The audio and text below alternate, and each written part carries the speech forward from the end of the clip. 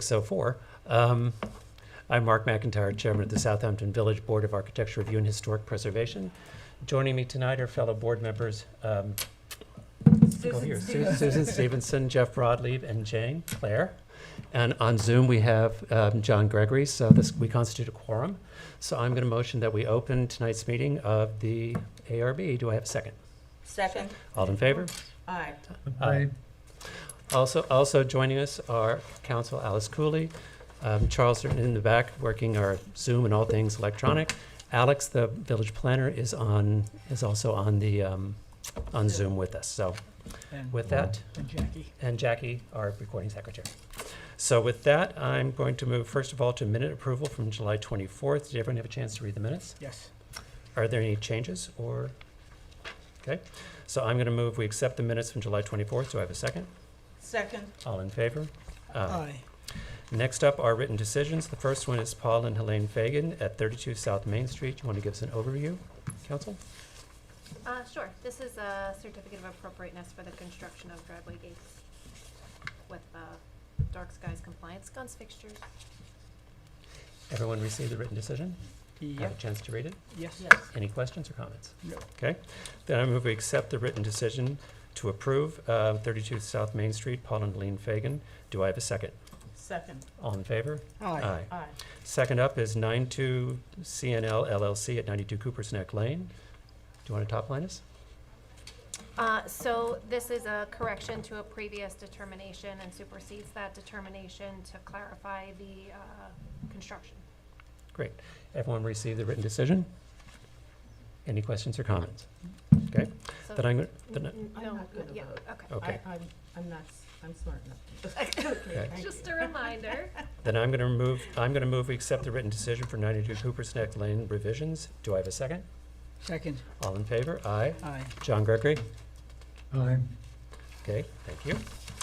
Next on the agenda, we have an adjournment request for 69 Halsey Street LLC at 69 Halsey Street to adjourn to August 28th. I move we accept the request for an adjournment. Do I have a second? Second. All in favor? Aye. Aye. Okay. We have nothing under public hearing, landmark, or demolition evaluation. We actually have one farther down, but which brings us to public hearings, historic carryover matters. Up first is Pond Lane Capital LLC at 200 Pond Lane.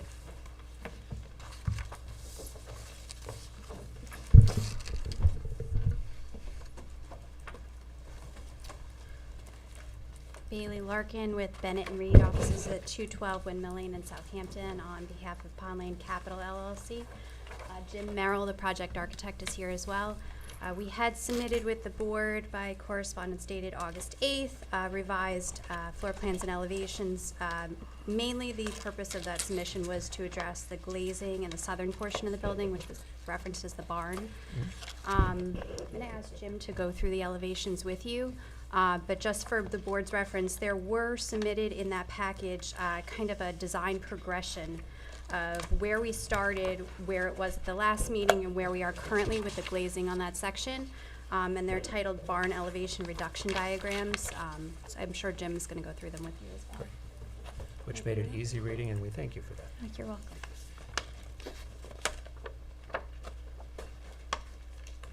Good evening, James Merrill, architect.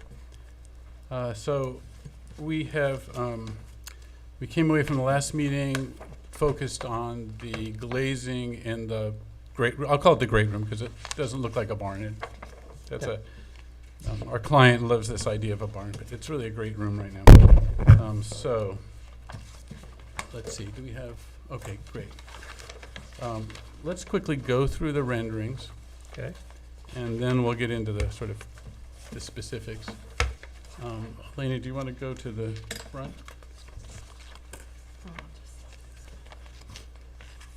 So you can see revised front elevation, Pond Lane view. On the right of the windows, we brought the windows up from the floor in this elevation. Both in the little sliver window, we have another view later, is brought up from the floor, which reduces the overall glass area here. If you go to the west elevation, here we've done two things. We brought it up from the floor and we narrowed the whole thing. It was 6 bays wide before, it's 5 bays wide now. Finally, the south elevation is actually unchanged because these are doors leading out to the south. And the rest of the elevation is pretty much as it was. If we go to we have a new rendering for you, which is an angled shot, which gets a better view of that little slot window that we were talking about, to the right of the entry door on the side of the great room, which now, that came off the floor too, and it matches the front windows, and then it has a solid spandrel that also reduces the glass quite a bit. If you turn to the sheet that Bailey mentioned, let's see, the first one shows a progression from bottom to top. Do you have this one? Barn elevation reduction diagrams, it's called. I mean, the barn that's not a barn. It's not a barn, but that's, I was just reading. Is it a numbered page? It is, it's not, it looks Okay. like this. Oh, yeah. Yes, it's in the second step. You have a fuller package than I do. We Okay, decided not to sorry. drag you through I the whole got thing it. again. So you'll see in each line that the elevation at the bottom is the one we came in with 2 meetings ago. The elevation in the middle is the elevation we talked about last time. The elevation is the top is the current proposal. The first elevation to the left is the entry, the Pond Lane side. The next elevation to the right is the west side. The next elevation is the south side. And the final little sliver elevation is that view from the front door. And finally, if you turn to the next page, this gives you we've measured a percent of reduction of glass from the very first proposal. So you can see in the first 29%, 43%, 27%. These are all large reductions from our initial proposal. So that I think covers the notes we had from our last meeting with you, and our thoughts, relative to your input. Great, thank you. Board members? Thank you for patiently doing this. I didn't object to the last version.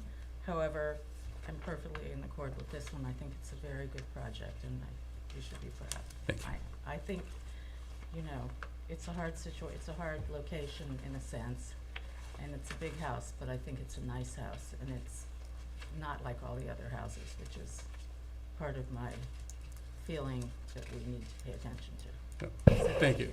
We've tried to Yeah, do something know that you blends tried. in. but I still think It was our goal I too. know. I matter. still, I think Yeah. you've met that goal. Great, thank you. I concur with Susan. Wow. Jane? Someone agreed with me? Yes, much improved. I actually liked it when it was all the way to the ground, but it looks fine now. Great. John?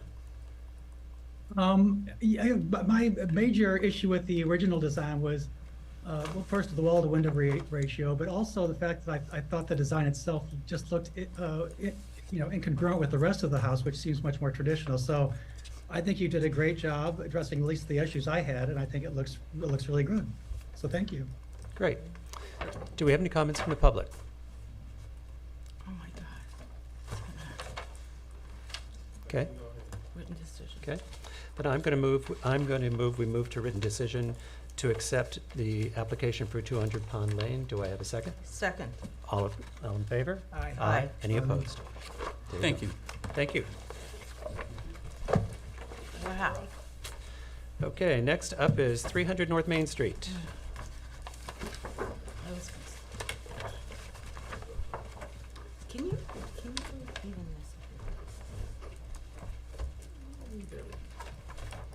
I can barely read it. Hello? Do me a favor and state your name for the record, please. Good evening, my name is Brian Glasser. I'm the architect representing 300 North Main Street LLC. And just to reiterate some of the comments that the board members had from our last meeting. Can you guys hear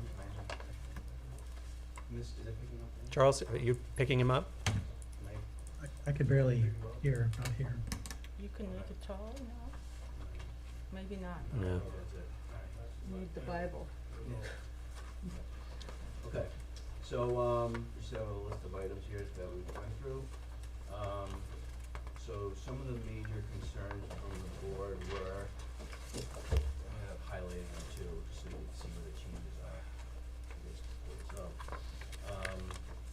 So basically on the north elevation, originally we had 3 windows, transom windows over the top, and one of them was built with low piece glass. So reduced the size and the height of the. Can we put it up on the screen, Tim? Thank you. Thanks, Jane. Sorry.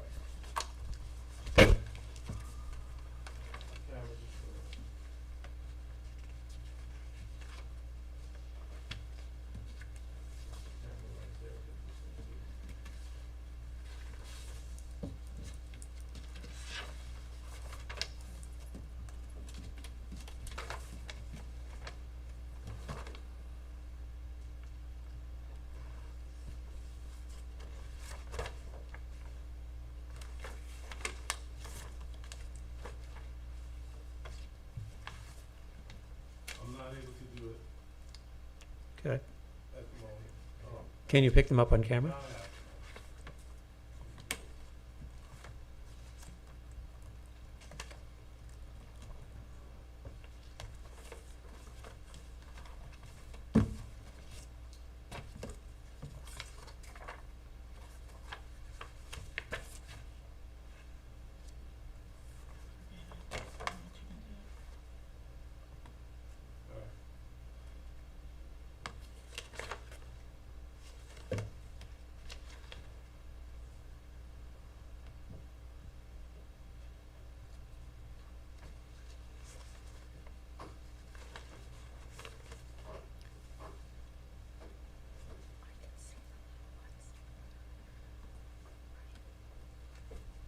Can you put the drawing picture in the main screen here? I'm doing that. Okay, thank you.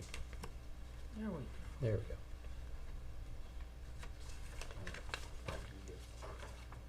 All 4 of them.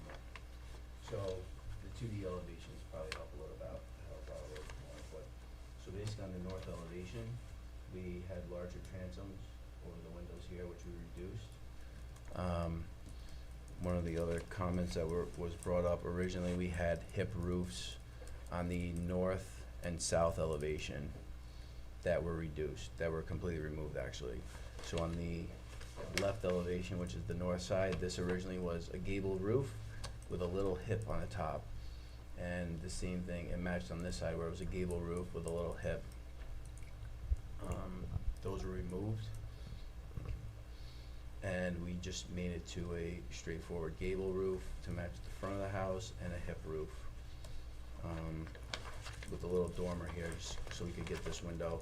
I also removed, there was originally 3 windows on this wall as well. We removed that, and we reduced that down to 2 windows.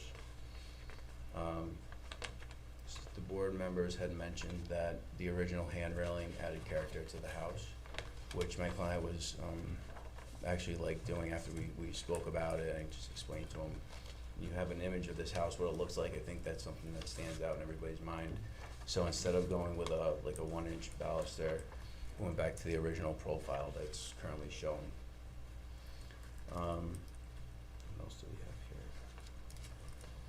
And that wraps around the entire front of the port, the front, all 3 sides. We also removed there was originally a large chimney off the back of the house, which had a metal cap, which was eliminated. And the new chimney that we located, which is much smaller, closer proximity to the original, we're gonna use the same profile. If you see it here on your drawings, mine is just highlighted. It's just a regular cap with a metal grate on top, similar to what's currently there today. The other comment that was brought up was the French doors in the back. We're kind of going back and forth with this because of the commercial property and the open field in the backyard, but we ended up reducing instead of having 4-foot wide sliders on the 2nd story, we ended up going to 4 3-foot 3-foot French doors So that's a more of a traditional look. I think actually Jane mentioned that. So those were the changes that we made for this presentation. And that's Are you in receipt of, did you get a copy of Zach's student roster Yes. report? Yep. Great. So Okay. I went over that with my client as well. And some of the items that did come up, we, you know, some things were in our favor, like the dormer on the south. He mentioned that that was, I think that was a concern for the board members, that you guys were not gonna have, you know, it wasn't original, so we had decided to leave it out. And there were a few other items, but like I think the stained glass window, which we kept there. I know a few things he left in, but we chose not to do it, so, Okay. yeah. Board members? Is there a way to determine, I mean, going through this and then using his little elevations, I would like to be fairly true to Zach's suggestions about, because, you know, me and the quirky stuff, the weird things that are the historic, that show that it wasn't built yesterday, I think should be respected. But it's hard to know from this and then this. Is there a way to show that on your, I mean, we had bullet points of things that we went through. it's not, And- I wanna see it on what, we're gonna approve a plan, not a talk. So the best thing we can do is, I have existing drawings, I've measured the the entire house. Yeah, So, I mean, I don't know how much, we could go through the items, and there's like for example, one thing that came up were the columns. So there's currently, it's a wood turned post. yeah, I see that. So that's something that the board members, the simple answer is, okay, let's leave it there. My client doesn't like that. So now I'm stuck between a rock and a hard place to make everybody happy, right? So I have a feeling your client's not gonna like this whole Yeah, conversation. right, so the way I looked at it was, I mean, I have the architectural design guideline for historical district. This was something that was provided to me from the village. Mhm. And instead of me just putting, like on my other project, a cedar tapered column, you know, Queen Anne style architecture allows you to do, you know, an 8x8, we were proposing an 8x8 chamfered column, which I think, it's not exactly what's there, but it's something that a Queen Anne style house would have. So those are things that, I mean, Well, let's hear everyone's comments. first. Right. yeah. So, to cut to the chase, and Mark will probably expand on this, part of our code requires that we're guided by the Secretary of the Interior, and it's very simple mantra: retain, repair, and replace. There's bare minimum effort here to retain. I know your wishes and your client's wishes, but I'd like to see maybe to Susan's point, Zach and you, and whatever's appropriate. So I'm speaking without necessarily knowing what I'm talking about, but a 1-to-1 comparison as to what's there and what's not. And I think also in Zach's report, there was some question about dimensions and square footage and a whole bunch of other things that leave me very uncomfortable, no matter what you present to us tonight, to approve without somebody really going through it with an historian's eye and the actual drawings to see what's original, what's not, what's being changed, what's not. I mean, even to the point of the shingling, are you keeping the shingling?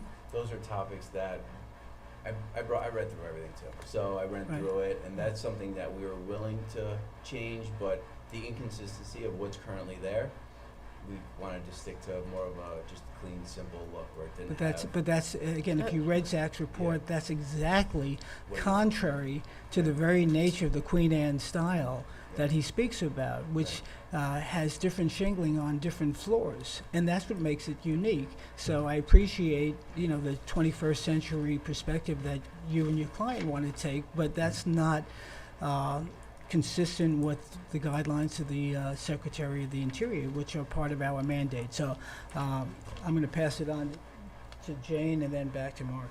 Okay. Jane? Unfortunately, I didn't get Zach's report in my file, so Oh, I didn't get no. a chance to look at it until right now, but I think Jeff has really good points about the idea of retain, repair, and not alter things drastically. I love the shingling differentiation that is already there, so I guess we need to get things really. I'm learning here from what you're saying too. I mean, so when you guys go Let me go. Yeah. Then you can just No, find all this. can I- Okay. Yeah, I you have might a- answer every- you might answer. It's in Um, here. Yeah. You're, Hello? Hello? Oh, John? John, Oh, lest we forget.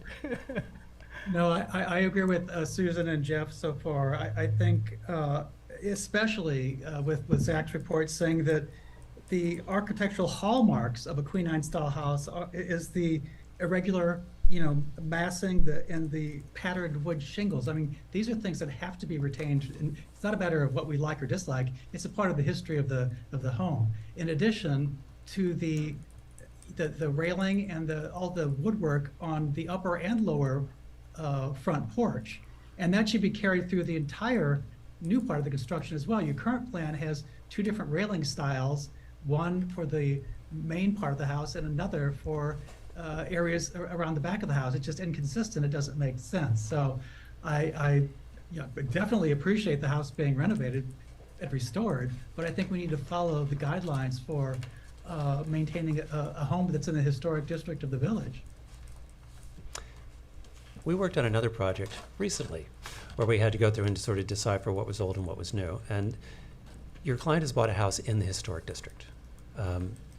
One of the charges that we have is to maintain the historic flavor. As a matter of fact, what comes up every time we do a planning board decision out here is to maintain the historic flavor.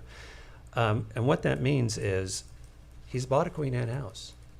And the guidelines call for restoring and maintaining the original detail of the house.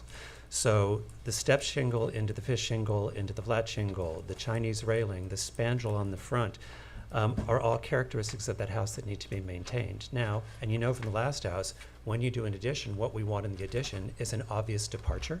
So if it were to be taken away, we always know what the original structure was. We also know from that project and this project, when we look at historic fabric, that includes the windows and the design. It's the windows and the fenestration and the details of these historic houses that give them the character, that give Southampton its character. So the idea that you would add ranks of windows to the second floor, change the size of the historic window opening on the third floor facing the street, those kind of details take away and actually kind of obliterate you've basically taken a Queen Anne house in its presentation. I know this is your client request, not you, but in this presentation we've taken all the detail that makes it a Queen Anne house away to make it almost presented as a farmhouse, which is denying its history. From time to time we have people come into our village and they want to live in a historic district and they love our historic houses, so they buy one and the first thing they want to do is take all the history off it. That's not the goal, especially in our historic districts. Our goal is to maintain the streetscape and to maintain the historic aspect. That's why on Elm Street we didn't allow people to move a house forward. Because the minute you start changing all those dimensions, you start changing the history of your village. So in this particular case, the shingling detail, the railing, the spandrel, the parts really called out in Zach's report are the things that need to be maintained, and it needs to be maintained as a Queen Anne house. Actually, if you drive down South Main on the right-hand side, I think it's the 7th house down, there's a house that's very similar. It's a Queen Anne house. It's now painted white. It was a multicolored house when I moved here 27 years ago, but somewhere along the line it was painted white. But it has all these kind of details, and it's charming. Is it on the east or west? It's on the west side. But you should take a look at that as a guide. So let's figure out what the original structure is. Let's maintain the historic openings, the historic feeling of this house. Then tell us what you want to do with the expansion, which can be, a departure. So we know it's a departure. So it's obvious what the original intent of this house was, because it's a beautiful house. And that would go for things like ceiling height, floor height. I walked around the house. The whole front of the house is built on brick foundation. When you get about 2/3 of the way back, it changes out, and suddenly it's just block about halfway back, so you can tell what another addition. And it's some question of if that addition was done before or after the main structure. But take a look at that. We'd be looking for that same kind of consistency. And also within that, the ratio of the house from the ground distance also comes into play. When we had another house that was on Elm Street, we were really concerned about, because they lifted the house to put a basement in, but we were also actually concerned about the house height from the street. Because we didn't want to suddenly contemporize historic structures. So I think rather than go detail by detail right now, I think the best answer for you is to go back through Zach's report, talk to your client, and they have to understand that we're not going to be okay with changing, adding, shrinking, and reducing historic openings. And we're really not going to be okay with changing the detailing on a Queen Anne house from a Queen Anne house in a historic district, because that's our charge. Right. So that's where we come from. Okay.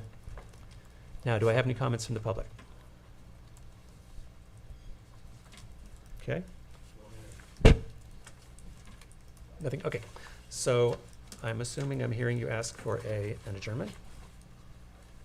Yes. Okay. So do you think you'd be ready, do you want to adjourn to the next meeting, which is August 28th? Can I try to make that deadline? Yes, and then you can Yeah. just, if you're not ready, you can push it, I can do it. absolutely, okay. So I'm going to move, we accept the applicant's request for adjournment to August 28th for 300 North Main Street. Do I have a second? Second. All in favor? Aye. Thank you. Aye. Next is 39 Lewis Street, 1 and 2 LLC at 39 Lewis Street. Mark, did you want to announce the change in Oh. policy on submission dates? Yes, thank you. We are making a change.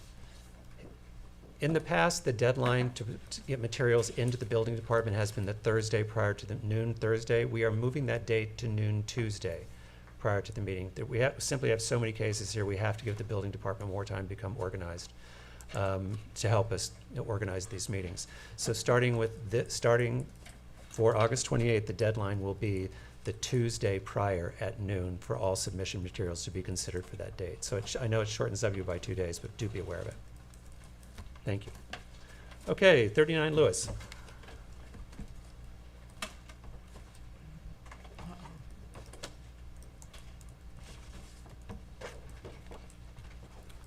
Anybody here? How about, no hands? No hands? All right, I'm going to hold that out for a recall, because maybe we're going faster than anticipated.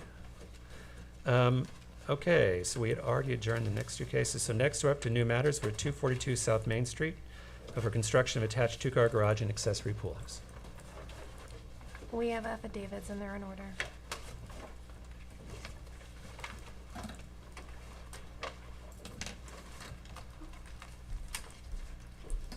And you're back. You're back.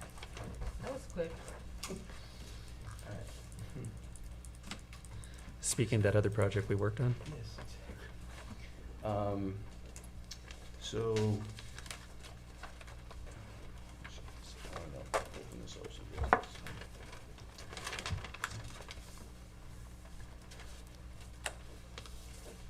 Also, can I just make one plea while you're getting organized? For anyone out there that's listening, when packets are put together for us, this was a great idea. We really appreciate something on the cover sheet that clearly spells out, that everything is put together and clearly spells out the address that you're submitting for.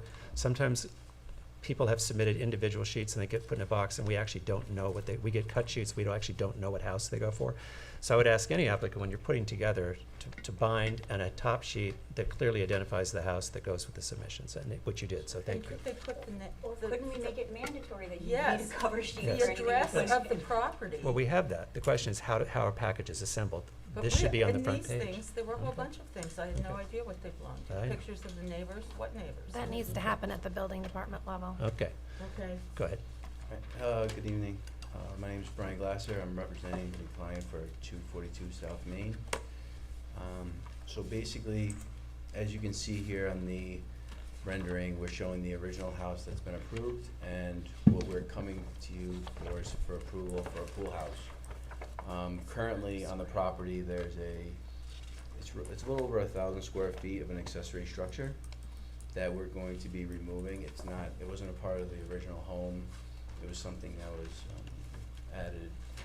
I'm not exactly sure what the date was, but just from looking at the construction of it was fairly recent. So we'll be removing that entirely, and we're gonna be putting a pool house, which is roughly 550 square feet, almost half the size of the current the current existing structure. With respect to the materials and the architecture, we try to blend it in with the current homes, which was approved by the board several months ago. So just starting off here with the materials on the roof, My drawings just state that it's gonna match the current home, but I'll just kind of run through it with you. So we're gonna be doing on the roof a red cedar perfection shingle with a 5-inch exposure. The siding is also gonna be a red cedar perfection with a 5.5-inch exposure, which is left natural. The trim and casing around the windows and doors and the fascias are gonna be a painted white trim to match the house. Gutters and leaders are gonna be, we're gonna go with a half-round gutter and a round leader, which would be a copper finish. The windows and doors would also be a similar, or the same product as the main home, which is a double hung window, 2/2 with an aluminum clad, and we have French doors opening up to the pool side. What else do we have here? And that's pretty much the scope of the work for this application. Did you have a photograph of the existing structure that you want to demolish?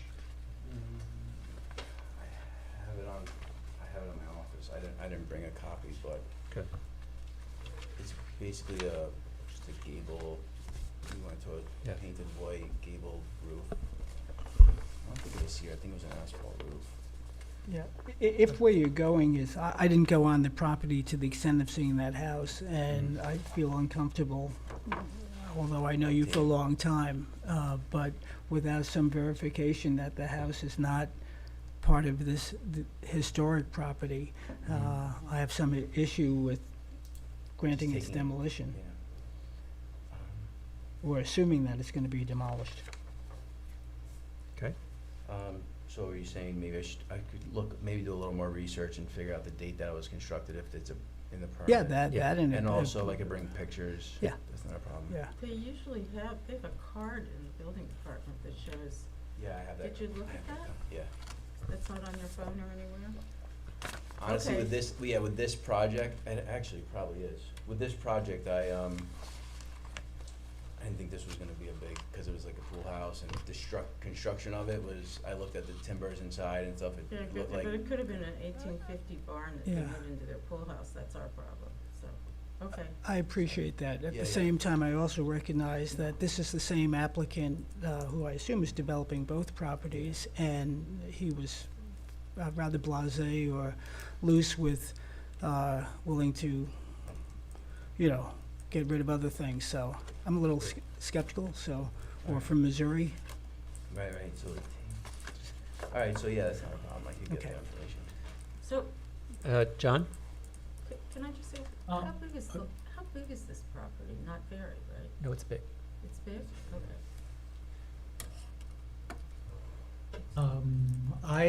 I agree with the need for the assessment of the existing structure. And assuming it can come down, the only issue I really have with the new structure are on the back of the structure, not the shed dormer itself necessarily, but the windows in the shed dormer. I think it creates a potential light pollution privacy problem for the neighbor. Houses aren't all that far apart, so that would be my only issue. Jane? I'm curious, is this a two-story or No. is it a very tall ceiling? No, yeah, it's there's a cathedral ceiling up in the center, and then on the top, there's just like a loft space up there. But the ceiling height, I think it's like maybe 5 feet tall. So there is a loft space, so it is Yeah. kind of two-story.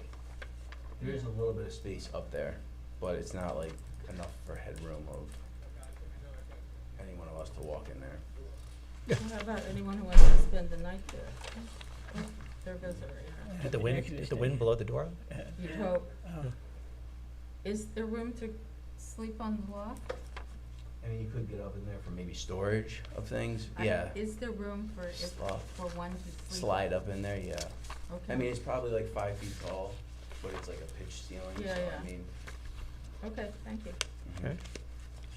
If the board members can hear me, I can tell you from the aerial images that the building is from between 1978 and 1984 at that location. The accessory structure? That's correct. Thank you. Brian, right now, you're only proposing a pool house? Yep. You're not proposing a two-car garage? That was something actually, Alex mentioned that to me.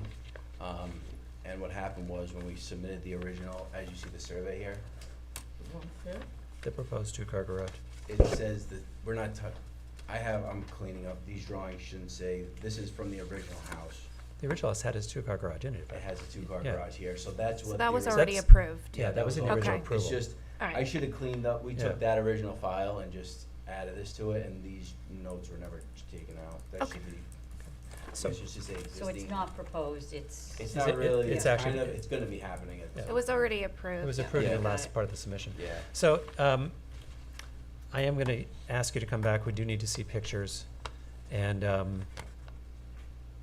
I wanna make sure that that wasn't a renovation date versus an original build date, so anything you can find that shows us that existing garage and what we can find about that construction, I think we need to see that, because we're in the, Should we set up a meeting again? I don't mind going out there. If- Oh, is if that the board it? members wanna see what's going on out Yeah. with that. This is the building, if the board members are Yeah. able to see this. Yep. That helps. Yeah, I remember that. yeah. So I think we need to go look at it, or at least provide more data than that picture. I mean, I have pictures, I surveyed it, I have Yeah. measurements. I suspect you're probably right, but Yeah. I think we're gonna go look at it. It's in the historic district, so we're gonna, because of the date of the house, we're gonna go look at it again. Would you want me to send pictures to when I survey a house, I take measurements of the Yeah. entire thing, I take pictures of the inside and outside. I mean, you could go there too, but I can send you Pictures for the file would be good regardless. Yeah, exactly, that's what I'm Thanks. getting at, right. All right, so why don't we do this? Why don't you work with the building department to arrange, and we'll see if a couple board members can go walk the property with you. Okay. And then we'll adjourn to the next meeting. We can bring that research in, and we can talk about it. Do I have any comments from the public?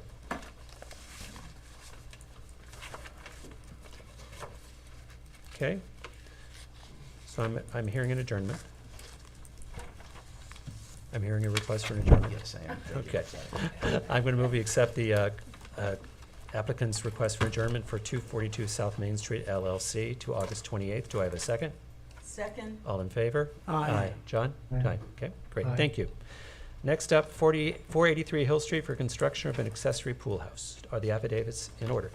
Yes.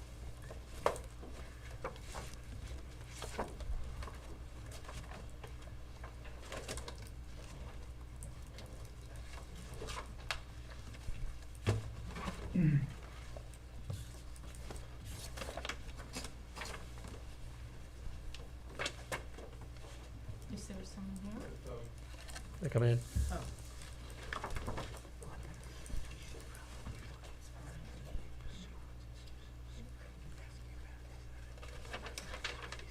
Hi, this is Brian Brady. Can you hear me? Yes, hi, Brian. Hi, Mark. How are you? Well,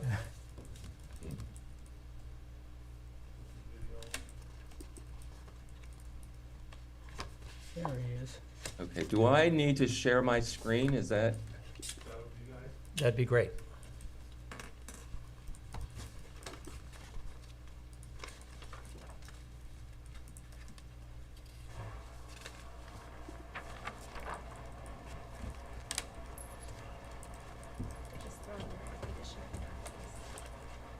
I'll be sharing. There he is. Can you see that? No. We see you, Brian. We see you, Brian. Okay. So how do I? I think you hit share screen, I don't know. Yeah, I don't have the. It's a green button. Says share screen. Down low. Okay. I don't have. You. Oh, there we go. Okay. Got it. I'm not the engineer. Okay.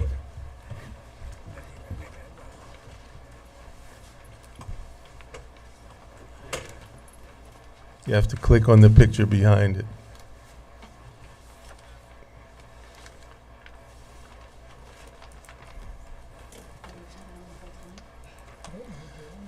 When you share your screen, you can choose what you want to share. Okay. What are you seeing on the screen now? Just Google. Google. okay. All right.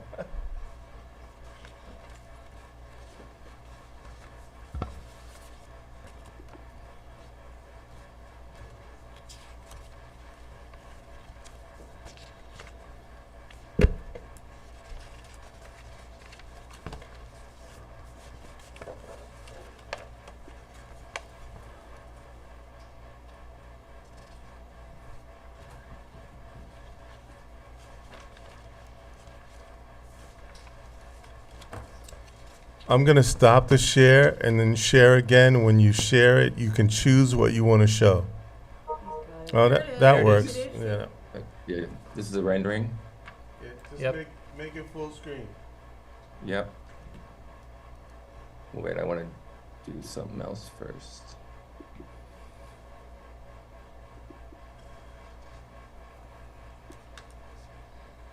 Okay.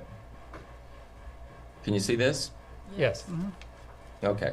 So this is 483 Hill Street. It's a flag lot off of Hill Street. It's set very far back from Hill Street.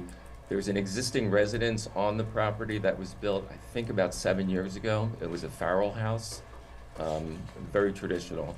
So my clients would like to put in a pool pavilion. It's not really a pool house. They wanted it to just be really like a porch. They wanted it to be as simple as possible because they love their backyard and the privacy that they have and all the greenery. And they didn't want a massive structure, so they wanted as simple a structure as we could get.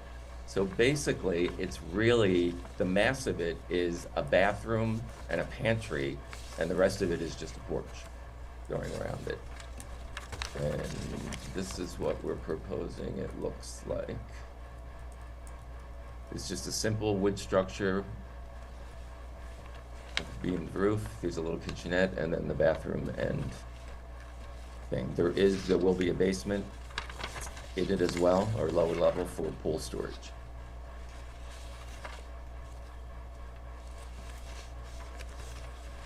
Can you just take us through color materials?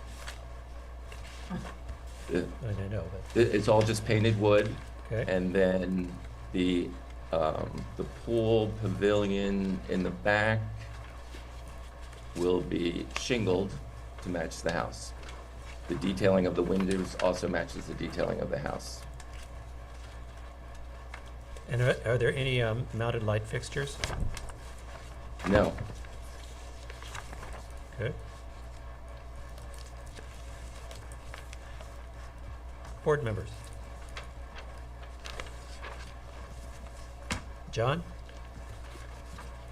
No issue. My only question is, the square above the sink, is that just some recessed or a? that, it's a TV. Oh, a TV. Oh, okay. Yeah. They could be there watching us instead of being in this hot room. Right.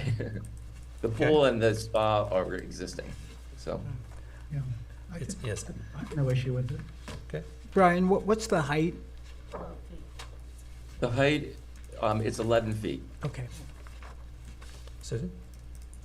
I think it's, you know, how close to the neighbor is the TV out there?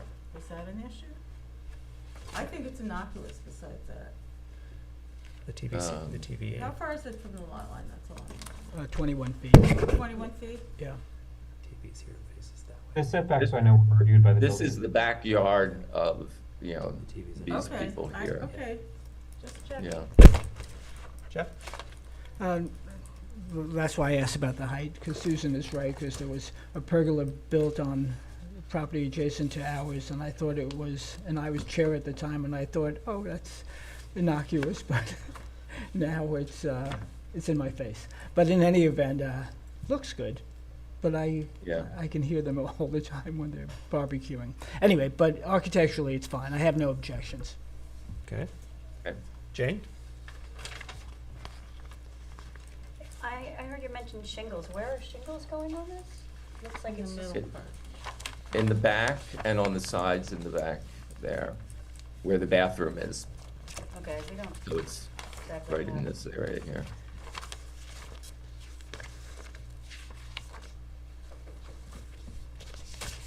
Any other questions? Nope, I'm fine, thanks. Okay. I too am fine with it. Do I have any comments from the public? Great. Then I'm going to we move to written decision to approve the construction of an accessory pool house / pavilion at 483 Hill Street. Do I have a second? Second. All in favor? Aye. Aye. Any opposed? Great. Thank you. Thank you. And don't go far, because next up is Right, I'm the next one too. Jennifer and Juan Mejia at 50 Post Crossing to renovate and convert an existing barn into an accessory pool house. We have affidavits and they're in order. All right, how do I write this again?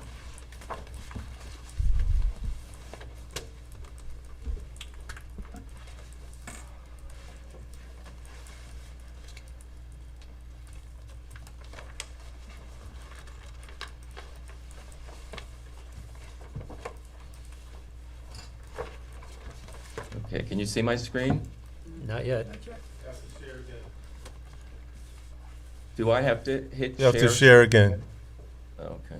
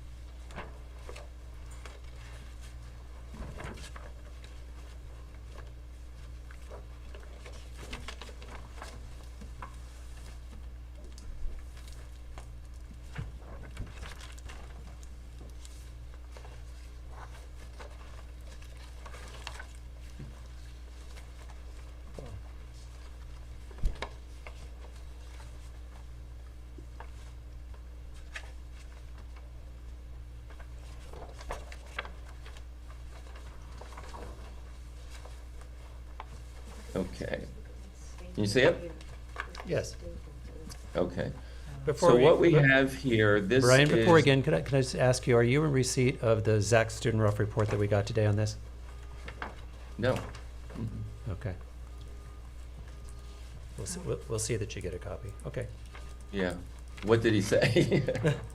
There's a lot of detail on the barn, its original structure and its history, because it is a historic barn and historic structure. Right. So we'll send you the full report. Yeah, my understanding of this is the original barn is this square here, and there was a garage that was added onto it at a later time. So what I was proposing to do is go back to the original barn and restore that and turn it into a pool house, and then rework this addition here. But I was told that it could only be 120 square feet because the accessory structure can't be more than 520 square feet. And I know that there was a question on this addition. It is old, I don't know when it was built, but it's not original to the barn. So I'd love to Apparently see about, Zach's report. apparently in 1926. Is when the addition was put on? Yeah, it's when the garage was put in. The garage addition was put on. And the barn Okay. predates that. The barn predates that. So if you're telling me that Zach wants me to keep this and restore it, my client's happy to do that. Well, better plan. Okay. I can show you, Brian, there's a pretty detailed, you need to read, Yeah. this. We're just Yeah. going backwards, I'm Yeah. sorry. And sadly, it came in I today. think actually it would be illuminating for you to take a look at it, Brian. Yeah, all right, that's Because fine. it gives a lot of history of the original barn itself, when the garage was added, what the history was. And it's a pre-existing non-conforming structure, Right. which serves your purposes here, but into the original dimensionality of it's going to be important to maintain. So I think probably the better answer for this would be to adjourn this, get this report in your hands, and then react to it from there. Yeah, well, that sounds appropriate for me. Yeah. I don't Yeah, have the it's- report either, so I'd like to take a look at it as well. I'm sorry, Alex? John doesn't I- have it. I don't have the report, so I'd like Okay. to take a look too. Yeah, they came in Yeah, came in this afternoon. It's here on the desk. Yeah, and there's copies of it here on the desk, but, all right. So I think the wisest thing to do here is to adjourn this. Let's get you a copy of that report, because I think it's going to alter your submission. Okay. All right. Do I have any comments from the public? No, sir. Okay. So I'm going to move, we accept the applicant's request for an adjournment to August 28th for 50 Post Crossing for the renovation and conversion of an existing barn into a pool house. Do I have a second? Second. All in favor? Aye. We'll make sure you get it. Okay, thank you. Thank you.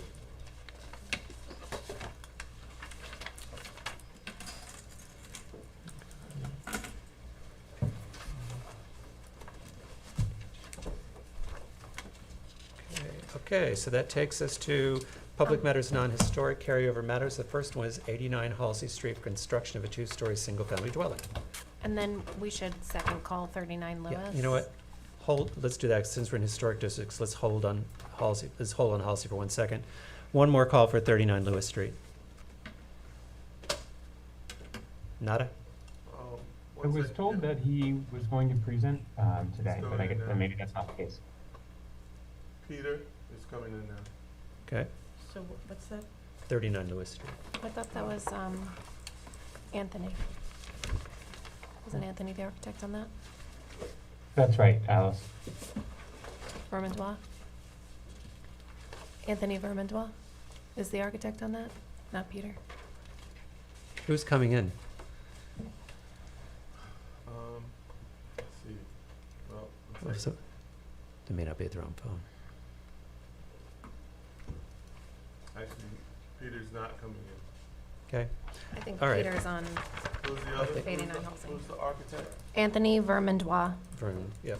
No, I don't see him. I'm sorry? I don't see him. Okay, then we're gonna move on. Okay, then let's go back to 89 Halsey Street. Peter. Good evening. Mr. Chairman, board members, for the applicant Joseph Burke and Sullivan, 41 Meeting House Lane, Southampton.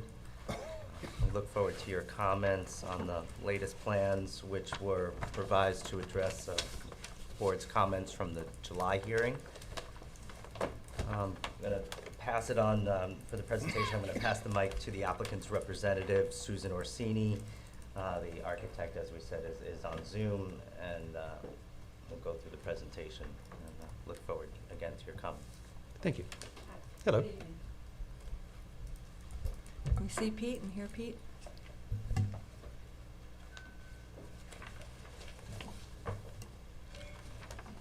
So I'll be presenting this evening with Peter DiPasquale, who's the architect of record on this project.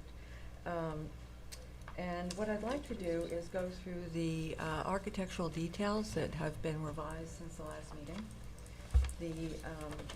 Essentially all the design revisions. And they were based on the comments that we... Use the microphone, please. Oh, they were based on the comments that we received from the board on July the 24th. Regarding the architectural details, the roof overhangs and trim were added. The gutters added, although there was every intention to have gutters initially. The window mullions and muntins have been modified to have them look more traditional. The round accent window above or just under the soffit has been removed and replaced with a vent detail to enhance, let's say, or accent the design of the increased depth of the soffit. The front door and trim have been revised to make the door more prominent and the door trim more prominent. The porch roof has been changed to the cedar shake to make the roof match the main house and again be more traditional. The stone slab pavers have been removed and more traditional full-width steps added with stepping stones to the front porch. The Pete, can we go to the site plan? Thanks. The cattle grates have been removed. The parking in front has been removed. The privet hedge is noted to remain or be replaced with privet. The front yard gravel area that was previously parking has been reduced in size in the east-west direction, and that will now be a planting bed. The proposed driveway configuration has been revised and widened at the garage so that for ease of parking and access to the second garage door.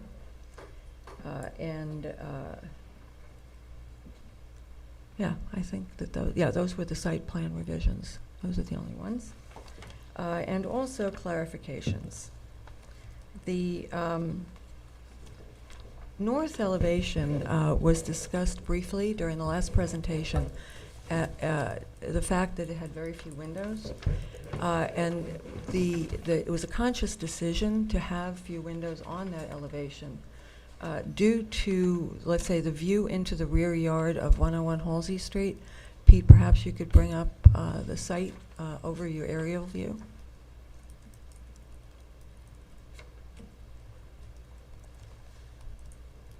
So in the center of the aerial view is 89 Halsey. It's a fairly recent aerial view post-demo of the main house, showing the position of the house on an overlay relative to 101 Halsey.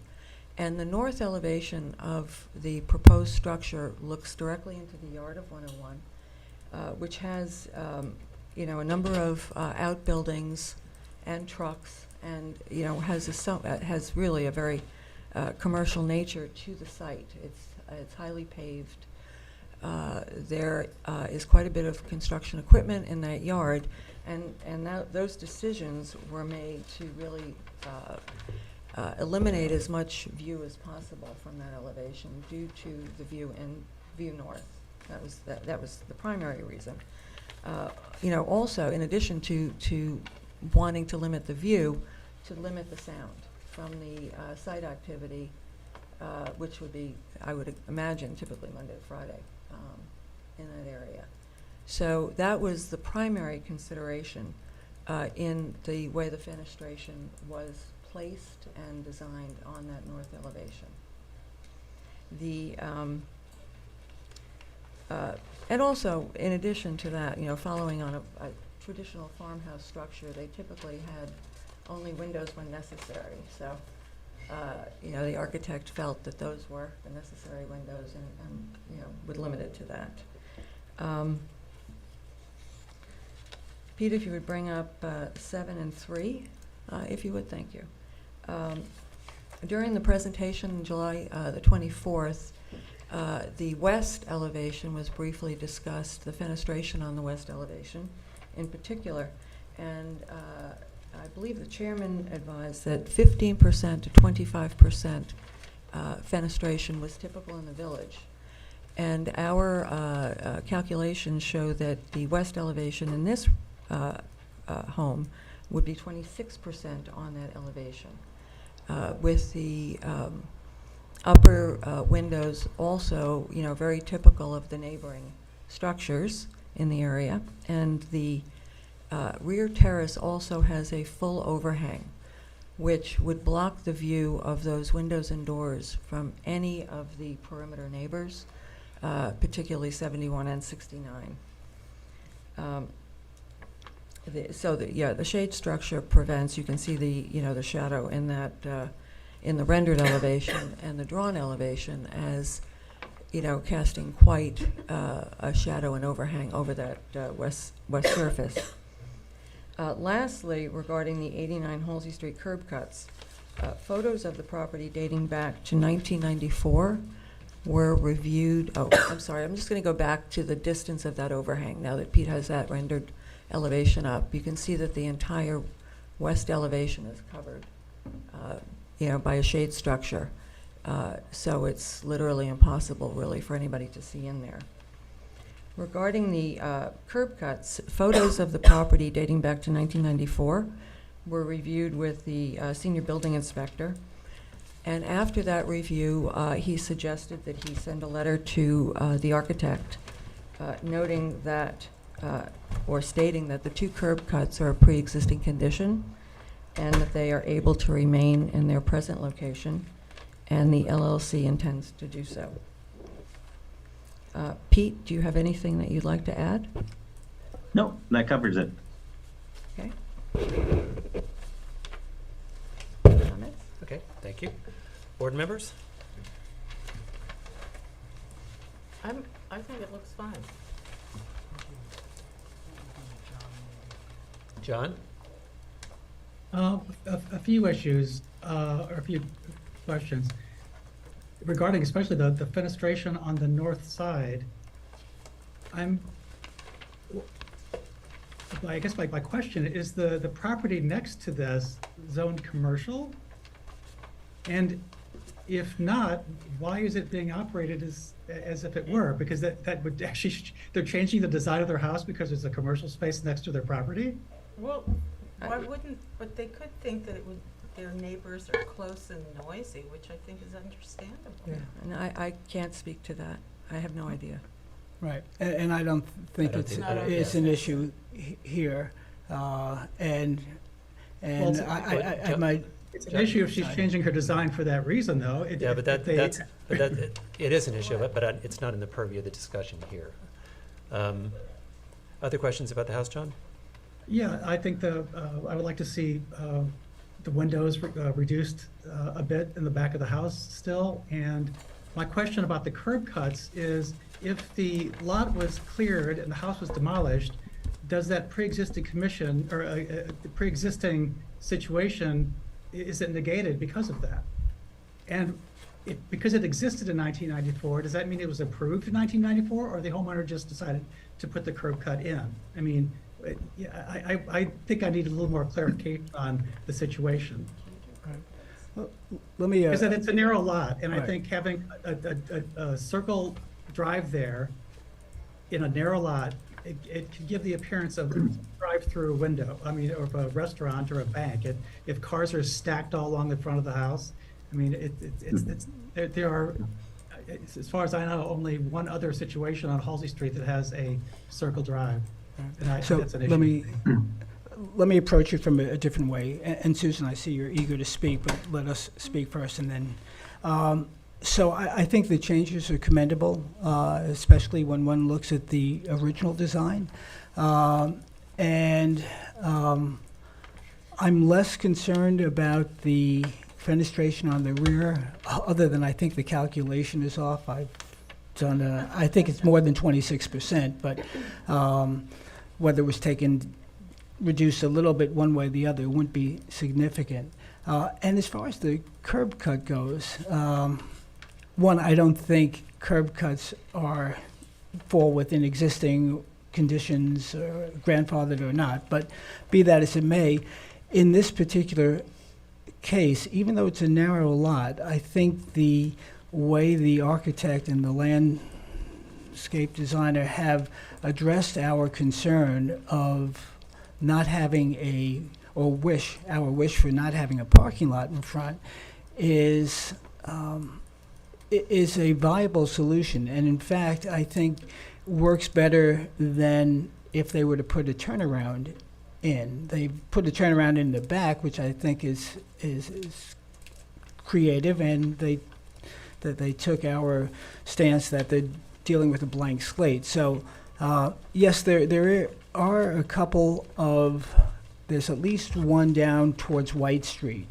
And Susan, you were on the board then with me at that point, where we allowed a circular driveway. And in fact, I met the neighbor a few days ago, and I said, I objected to this originally, but when it was actually put in, I found it less objectionable. In fact, less objectionable than my neighbor, who has a single cut and continues to park his. The good news is he doesn't stack his cars in the driveway. The bad news is he parks them on the street. Yeah. So I think this is an acceptable alternative, and surely better than having a turnaround in the front or a parking lot in the front. And I think the windows in the front are more traditional. So to me, this design works. Jane? I would agree with John that, and I believe Susan may have mentioned, the back windows seem to be still too large. I didn't. And I'm not so sure about the curb cut. I'm listening to what Jeff has to say.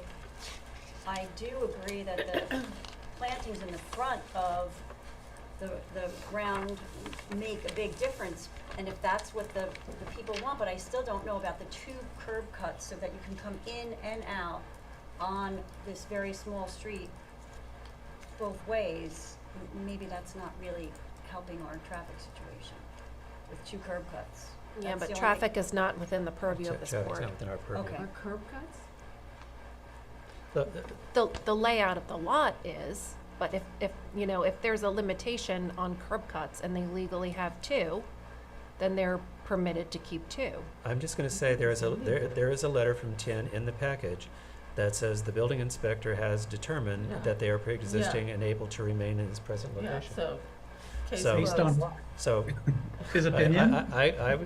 you know, would I prefer it turn out? That's To me, his it's a reading of moot the point zoning because, according to the building inspector, the curb cuts, they've been given permission for by the building inspector, so I think that sort of comes off the table. Anything else, Jane? No, I just, Because, I will say from my perspective, because it's such a long, deep lot, though, and there's a structure that blocks for it, I don't really have as much an issue with the size of the windows in the back. I think it's fine. I think we've taken out, what the biggest objection that I had in originally is this attempt to make a house. We started out with a very modern house, and we came to a semi-modern house, and we had sort of unusual entry features that have now been taken off. And I think we brought it back to a contemporary expression of a house in traditional Southampton form. I don't find the massing to be too large, so from my perspective, I think it now presents itself well in that neighborhood. But do I have any comments from the public? No, sir. Not from here. Have to come You forward to have the to microphone, step please. away. Okay. Yeah. Karen Price, 1 Wellesley Street. I can help a little bit with the driveway. My family's been in 101 since I'm 129 years. Can you please go to the We've podium? been Get- over here? yeah. Okay. I can help a little bit with the driveway. My family's been in 101 for 129 years and 100 for 103 years. I'm 60. That driveway's been a circular driveway my entire memory. So probably at least since 1967. So if that helps anybody, there you go. Congratulations to you guys for the work you've done. Congratulations to you guys for the work you've done. And the homeowner, I'm happy. Oh, good. Great, I think it looks better. Thank you. great, thank My brother had a you. previous arrangement. He couldn't come and he saw the pictures. He had no argument. So, Great, thank you, thank you. thank you. Anyone on Zoom? No, Okay. So tell us what you'd like to do. Would you like us to take a vote? Okay. Let me make sure I get the right house. So I'm going to move that we accept the application for 89 Halsey Street for construction of a 2-story single-family dwelling. Do I have a second? second. All in favor? Aye. All opposed? Hey, Okay, great. Thank you. Jane, what was your vote? yay, and I Okay. approve. Okay. So what was the vote, 4 to 1? Yep.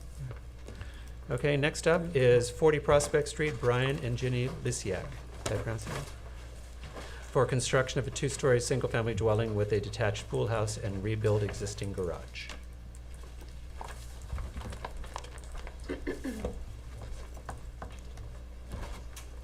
Bailey Larkin with Bennett and Reed, offices at 212 Windmill Lane in Southampton, and Joe Pajak, the project architect, is here tonight.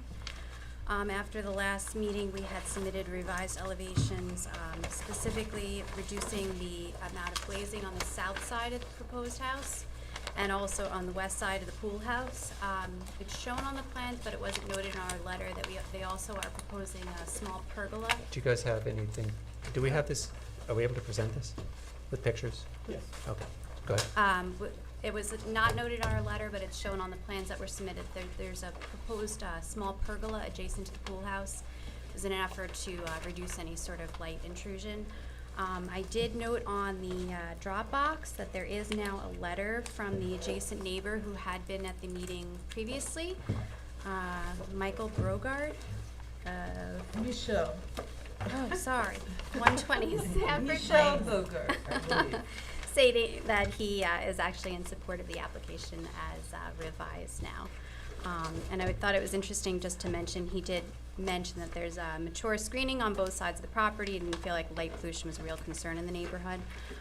The second main change that was made to this was the change in the color of the proposed windows. It had previously been shown as black windows with cedar, now proposing gray. And Joe has actually brought an entire window for you guys to take a look at what the Pretty proposed color dark. is. There was a request for a physical sample, so I Great. delivered. You hauled it up in the heat. Nice. Okay.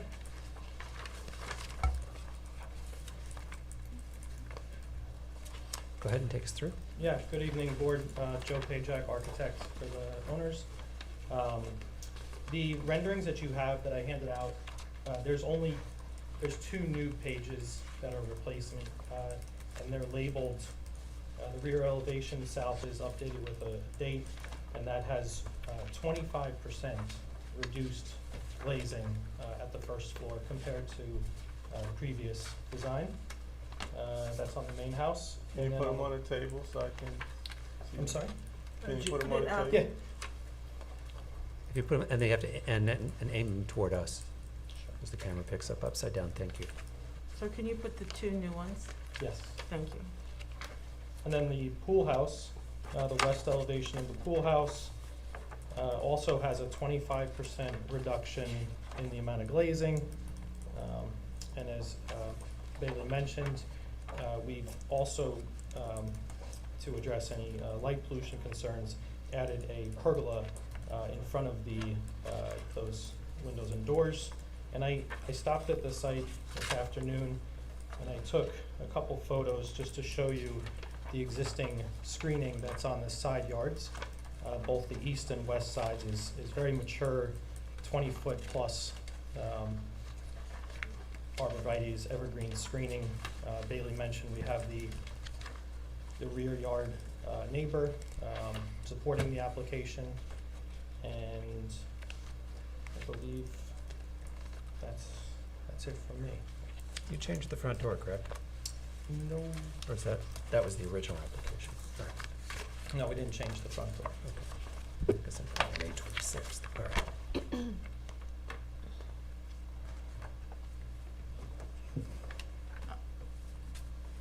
All right. I still think the windows are dark, a little dark. I do, can't help it. Okay. I think it presents pretty black. Yeah, so I have the black, the previous. Well, that's fine, I can drive around and see plenty of black windows in the village of Southampton, you don't need to help me, but I also approved some gray ones that are pretty black. And I'm not sure, you know, there's nothing on your house that screams black or dark, that dark. Just to see the difference between them. It doesn't help me, because I'm looking at it. Do you want- And I know there are colors that are a little lighter than that. I do have trouble with that. I mean, I, as an architect, as a designer, I will say that I think that the slight contrast, I don't think the black worked, but I think the slight contrast with the natural cedar shingles, which I have in a bag back there, I can show you, looks really attractive. And I think anything, Do you have the, I like have there's shingle. do you have other gray? I mean, I've seen a lot of this in my lifetime. Sadly. Yeah, isn't there just a step back from that? There we go. Oh, no, I mean the other, I know, Susan, I understand, I just wanna show the board that I think that every house is unique. I agree with you. But I do think that it presents pretty black, and I think that's a problem for me. But if you had the other colors, I'd be more willing to, I just know, I approve something, I drive past it every day and I think I shouldn't have. It's gray, that was the deal, and it came out, it was charcoal. And I think it looks black, and there's a lot of that going on. There would still be contrast, but you don't have the things to compare it to is the problem. Then we could talk. But in this case, it's either yes or no. Does the entire board feel this way? Hang on. Do you? Well, let's go board member by board member. I'm somewhat in the middle. I mean, if I would wish there was a shade lighter that I could look at. because I have a feeling, and I've been on some of the same approvals that Susan has over the years, and what looks charcoal gray ends up on a drive-by looking dark, looking near black. As we sit here, that's fine. On a whole house, I'm not sure. We're also in indoor lighting, not to interrupt Jeff. Yeah, no, that's fine. So let me, on the design, we'll come back to that. I think the design of the house is just fine. The south elevation, you're saying that your neighbor to the south, Yeah. Michelle, Yeah. is not objecting. I mean, it's still a lot of windows. And you said that was reduced? By 25%. There's a diagram on the drawings that illustrates the reduction. The first floor, you reduced that 25%? Correct.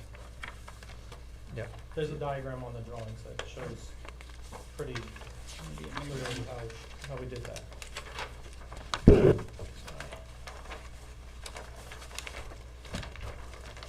I agree. I think the window-to-wall ratio on the first floor facing south is just definitely out of whack. And whether or not the neighbor behind and there's vegetation, both are transient, and I think we have to look at the long term. And I just think it needs to be mitigated still. And I agree with Susan on the window color. They don't have to be white, of course, but I think the current color that was chosen is still a bit too severe.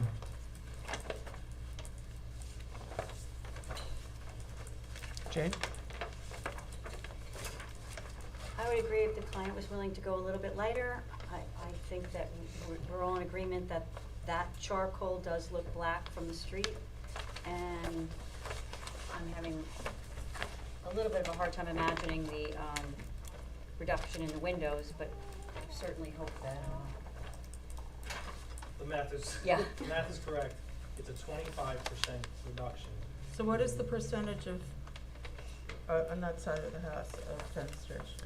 Actually, both of the sliding doors on the first floor and the rear are considerably smaller. Yeah, there's, it's shape ARB-3 proposed exterior elevations. Yeah. And he's kind of giving you the ARB. before. This is the before. So they Well, I went don't wall see to the- wall, wall. Oh, and on now- the left? Yep. Okay, On the I'm with corner. you there. And now this has been pulled in, But- this has been pulled in considerably. It's at 28% Yeah. glazed versus sidewall. The first floor? No. The entire house, The- the Yes, south elevation. that's not, so we were not really, I'm not really considering the entire house, I'm considering what I'm looking at on the proposed south elevation, which has, I would say close to 50% fenestration, even now. But it's hard to figure out by little boxes and squares, but Oh, it's put them well over down. 50%. It just seems It- really we- light we- on the first floor, excessively. But it could be fixed pretty fast. It's close to being okay to me, but I do think it's excessive. I'm gonna go with, I don't really, you've got two sets of double gangs and a triple gang, and are those 2-panel sliders or 4-panel sliders or 3-panel sliders? What have you got there? Those are, sorry, Chairman, which units are you referring to? The south elevation sliders on the first floor. That is that's going to be a 3-panel. Both of them? Yes, both of them, because of the light divisions to make it Yeah. work, based Okay. on the glass size. All right. Because your rendering actually shows as a 2-panel, but Yeah. that's what I was asking. All right. From my perspective, I don't really have, even on the second floor, I don't consider that excessive windows when it's not a big house, but I don't consider those excessive. To me, it sounds, the issue I think that's sticking, that I'm hearing, is the color of the windows. So if there's a color, and it seems like one step back. Yeah. Yeah. Hold that one up to your, Oh, you have another one? yeah. What do you know? So, Susan, Yes. this color I love, because it has a blue-gray tinge to it, and I think in the daylight, it's very attractive, and it really complements the shingle. However, if this would appease the board, What, we have this color gray. and what color the shingle, what, is that the shingle This color, is- the stain color that's on that is what it You is? know, it starts as Yeah, but that, you're, natural, and then it. yeah, but that's a stain shingle, that's almost, that's almost, yeah, this but is that's done not, to demonstrate yeah, the aging. yeah, Can but you doesn't, they don't hold- age quite that Can you blue-gray. hold your other one up, like right onto Yeah. your gray one flat, because the light, we can't see that well.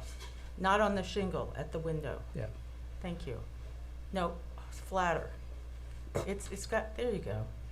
Okay, I would be willing to agree to that, and I don't think it's all that different, do you? I think it's one step back, it gives enough contrast, which is, I know what you're looking for, and I understand why, without the risk of it reading black. That's Because much better. that, if, when houses fade, they're not quite that perfectly blue-gray, if it were blue-gray, that's different, but they don't actually get close to that color. But I think the sample that you have in your hand, I'm sensing you're getting a lot more reception for people who vote, is what I'm sensing. Thank you. Okay. Do I have any comments from the public? No. Okay. So, What's that called? charcoal, What was the other one called? dark charcoal. Oh, Gunmetal. This is gunmetal. Oh, that's such a great name. You can submit a letter if you'd like, just confirming. No, if it goes Well, up, I don't know he's- what they I require. think the plan. Well, is two to things, simply he's the state- architect, so he could actually, he He could could write mark it. the plans here, Okay. yeah. I could- But I with that could change, forgive the fenestration now that you've changed the color of it. How's that? Thank you, Susan. I'm not all in favor of it, but I feel that you're anxious and pushing to get it done, and I Who's- understand it. Who's the It's- manufacturer? Yeah. Oh, my God. Site plan. I need it. Yeah, okay. Here's it over here. It's Is that pretty- okay? it's Do you think pretty that far color? back. Yeah. and this one's sort of hidden side up. Yeah. Yeah. Yeah, as, I'm with Susan on this. While there's a fair amount of glass, open glass on the back, as I look at the diagram, it's recessed, it's covered, right? It is. And it's a good distance from the neighbor, so, in this particular case, I'm okay with it. Thank you. Okay. So do I hear you calling for a vote? Please. Okay. Wait, well, what's the It's color? Weather Shield. It's the manufacturer, this color, and any manufacturer can color match, but this one in particular is from Weather Shield, Uh-huh. called Charcoal. Charcoal, got it. Thank you. Weather Shield charcoal. And we had no comments from the public, I asked, right? Yeah. All right, so I'm gonna move, we accept the application for 40 Prospect Street for construction of a new, two-story single-family dwelling with detached pool house and rebuild existing garage. Do I have a second? Second. All in favor? Aye. All opposed? Nay. Okay. Thank you. Thank you, board members. Next up, 144 Corrigan Street. Please.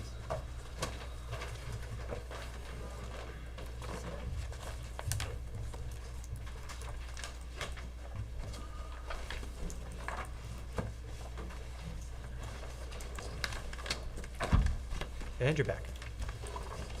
Holly, you are. That's okay, you're a busy man. I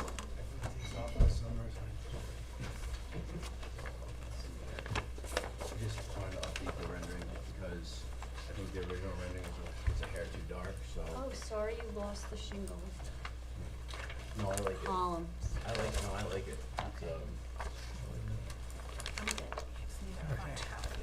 It's the same exact rendering, it's just I had, the guy in my office lighten it up a little bit so we can show the details.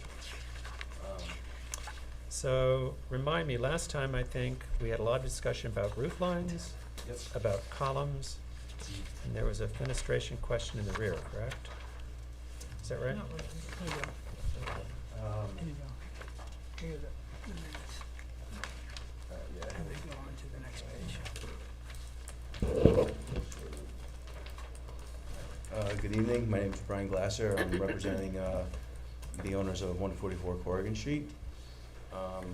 To run through the list of The minutes from the changes last that were one. made. The first thing I wanna submit is a sample color. I believe Jane wanted to see a copy. Let's see this in person here. So that's a pebble gray, which is from Marvin. It's gonna be an aluminum clad product, just as you see it there. That color is gonna be not only the windows and doors, but the columns and the trim and the casing around the windows. So that was the first item. Yeah, just getting into the front door, the biggest thing I think on the front elevation was the amount of glazing, which we originally had proposed 3 foot wide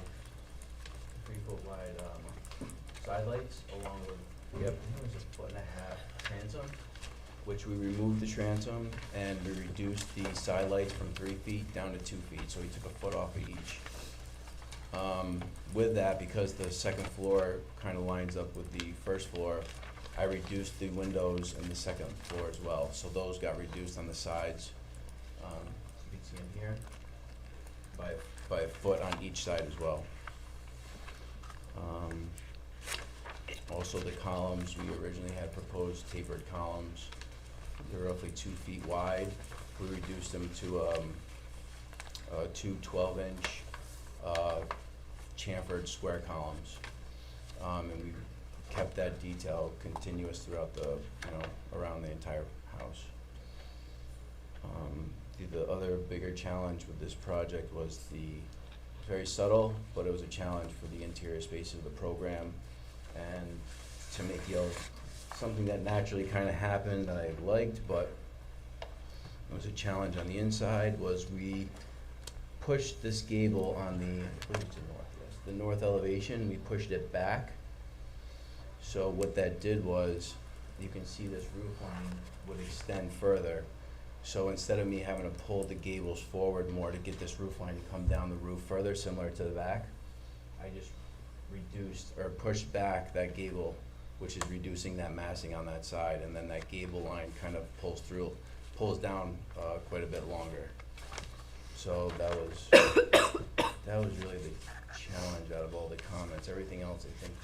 And one thing that worked out nice in my favor was that this window actually centered up for that bathroom over those 2 doors, which is not a big deal, but I thought that was nice actually. What else? That was pretty much it for the comments and any changes.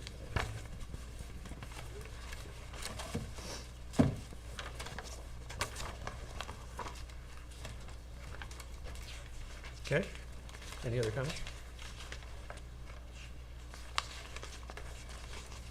Is that everything? Oh yeah, that's it, thank you. Okay, board members. John, do you want to start?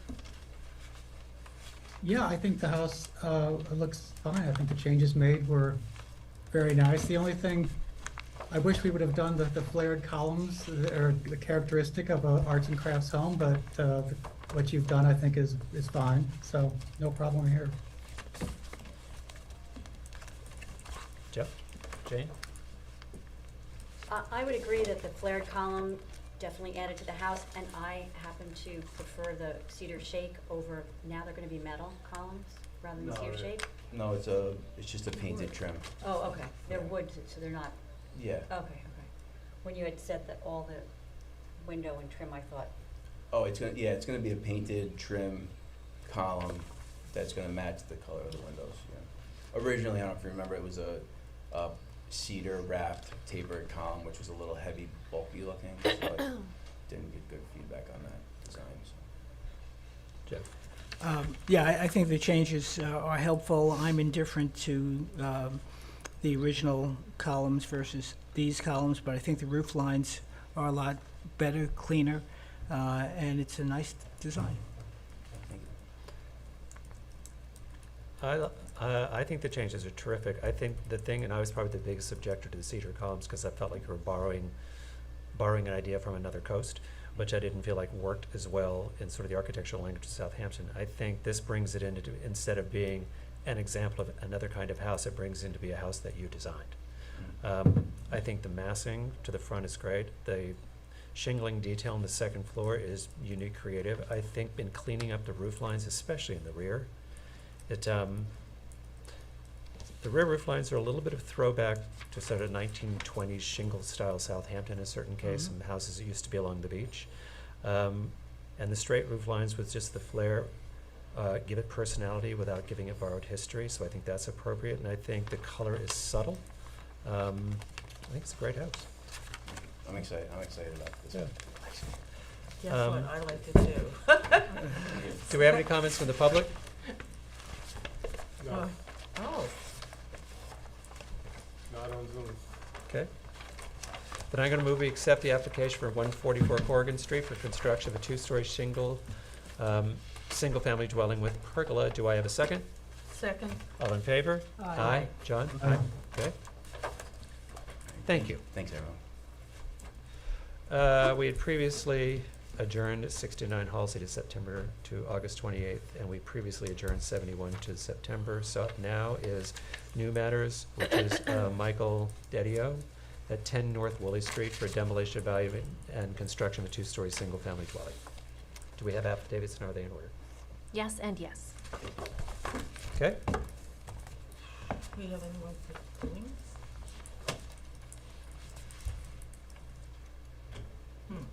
Coming in. Oh, okay. Anyone here for 10 West Prospect? He says he's coming in, or he or she, North Woolley. 10 North Woolley. 10 North Woolley, sorry. corner lot. Yeah, looking at my thoughts upside down. So we should probably start with the demo evaluation. Okay. Good evening, board members. Ryan Hi. Kastner, architect. How are you? I'm fine. While you're coming, 1 second, please. Yes, Counsel? We should start with the demo evaluation. Okay. So has everybody had a chance to look at the house? Mm-hmm. Anybody have any questions? No. No. Okay.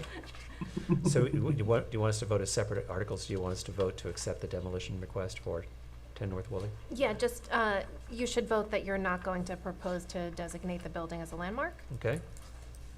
So I propose that we do not designate 10 North Woolley Street as a landmark. Do I have a second? Second. All in favor? Aye.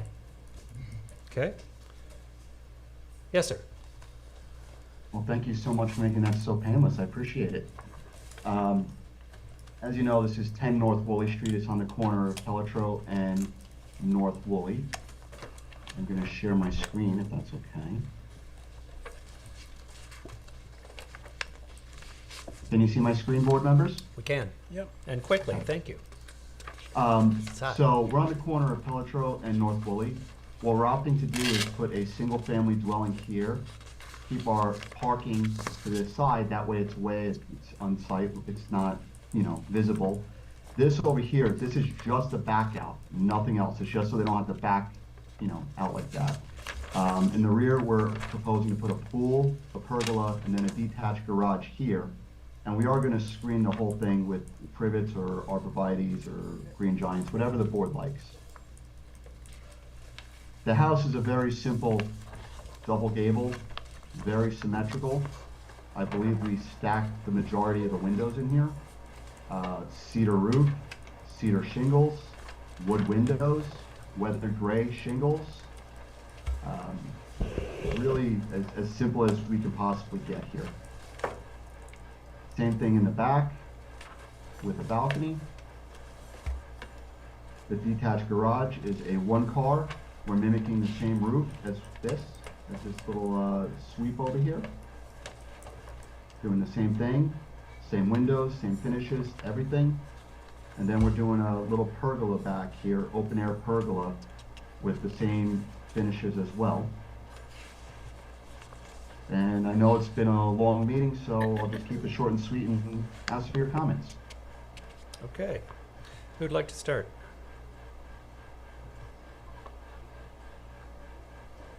John? Okay, I think on the front elevation, I think it looks fine. I have a bit of a concern with the diamond shape or the diamond window on both sides. And is that, I guess the door has the diamond windows as well. I think it just is not consistent with the rest of the design of the house. On the rear of the house, I think the wall-to-window ratio is a bit out of whack, and I think that the balcony needs to be reduced dramatically or eliminated. This is a small lot, narrow lots, it's a privacy issue, and I just don't think it's necessary. And not just to be consistent with our past, conversations about such balconies. Okay. What did he say about the windows on the back, John? I couldn't understand what you said. Yeah, it was a little hard here because we have no air conditioning, but the Are you outside. concerned? The wall to window ratio on the first level, It's there- big. it's 75% glass on the Right, first okay. level. So I agree with all of that. Okay. How's that? Jeff? I do. It's- Any other comments? No, I think the balcony and the excessive glass in the back are the privacy, and there are also light issues. It's a lot of windows. Okay. Okay. I would agree with John and Susan that there's too many windows in the rear, and also the balcony is very out of scale for the size of the lot and the neighborhood. All right. Okay, so on the, so you're changing the orientation of the entrance so that the front entrance is really on Pelletreau, right? Yeah, because Right. this is, Right. we're trying to tuck the cars away and, Yeah. you That's good, and I know one of the issues that we deal with, and as we look at code changes, my guess is if the garage could have been within 5 feet, you might have just extended that driveway all the way to the rear, but regardless of that. So let's look at the front elevation, which is the one, that would be the south elevation, facing Pelletreau Street. So I think the window on the top of the two gables, that third window, changes the massing and scale of the house. I think the house would look cleaner and simpler and less massive, especially, given the size of the neighboring houses, if you eliminated those windows.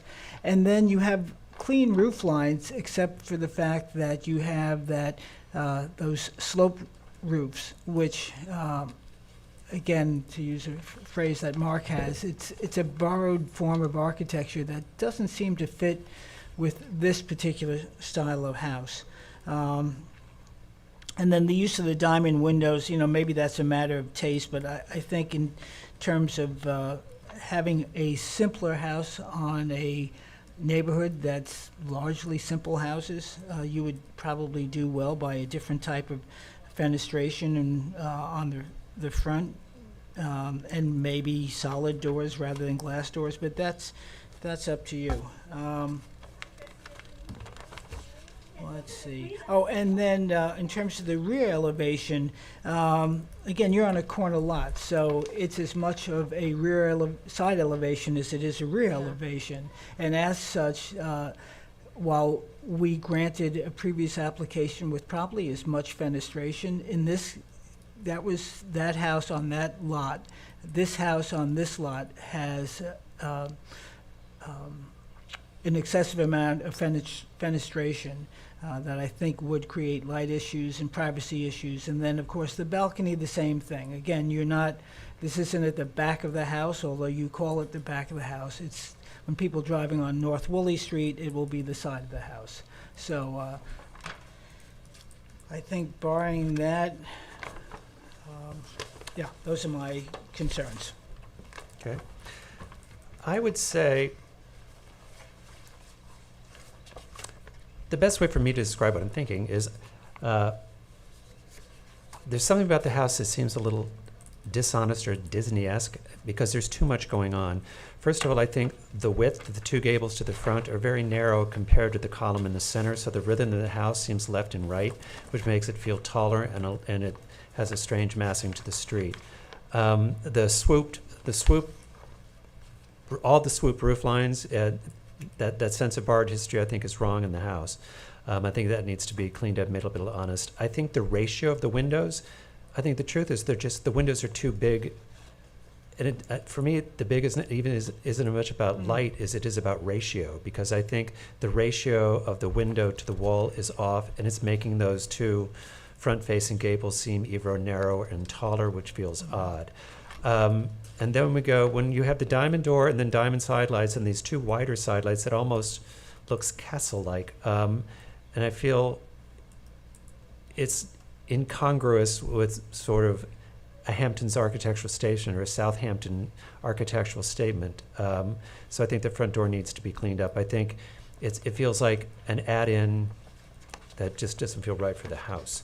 The balcony in the back, and again, my same comments in the back. You've got the swoop lines. The windows actually, I don't know that I feel like you need to remove the windows that are in the gables, but they're too big.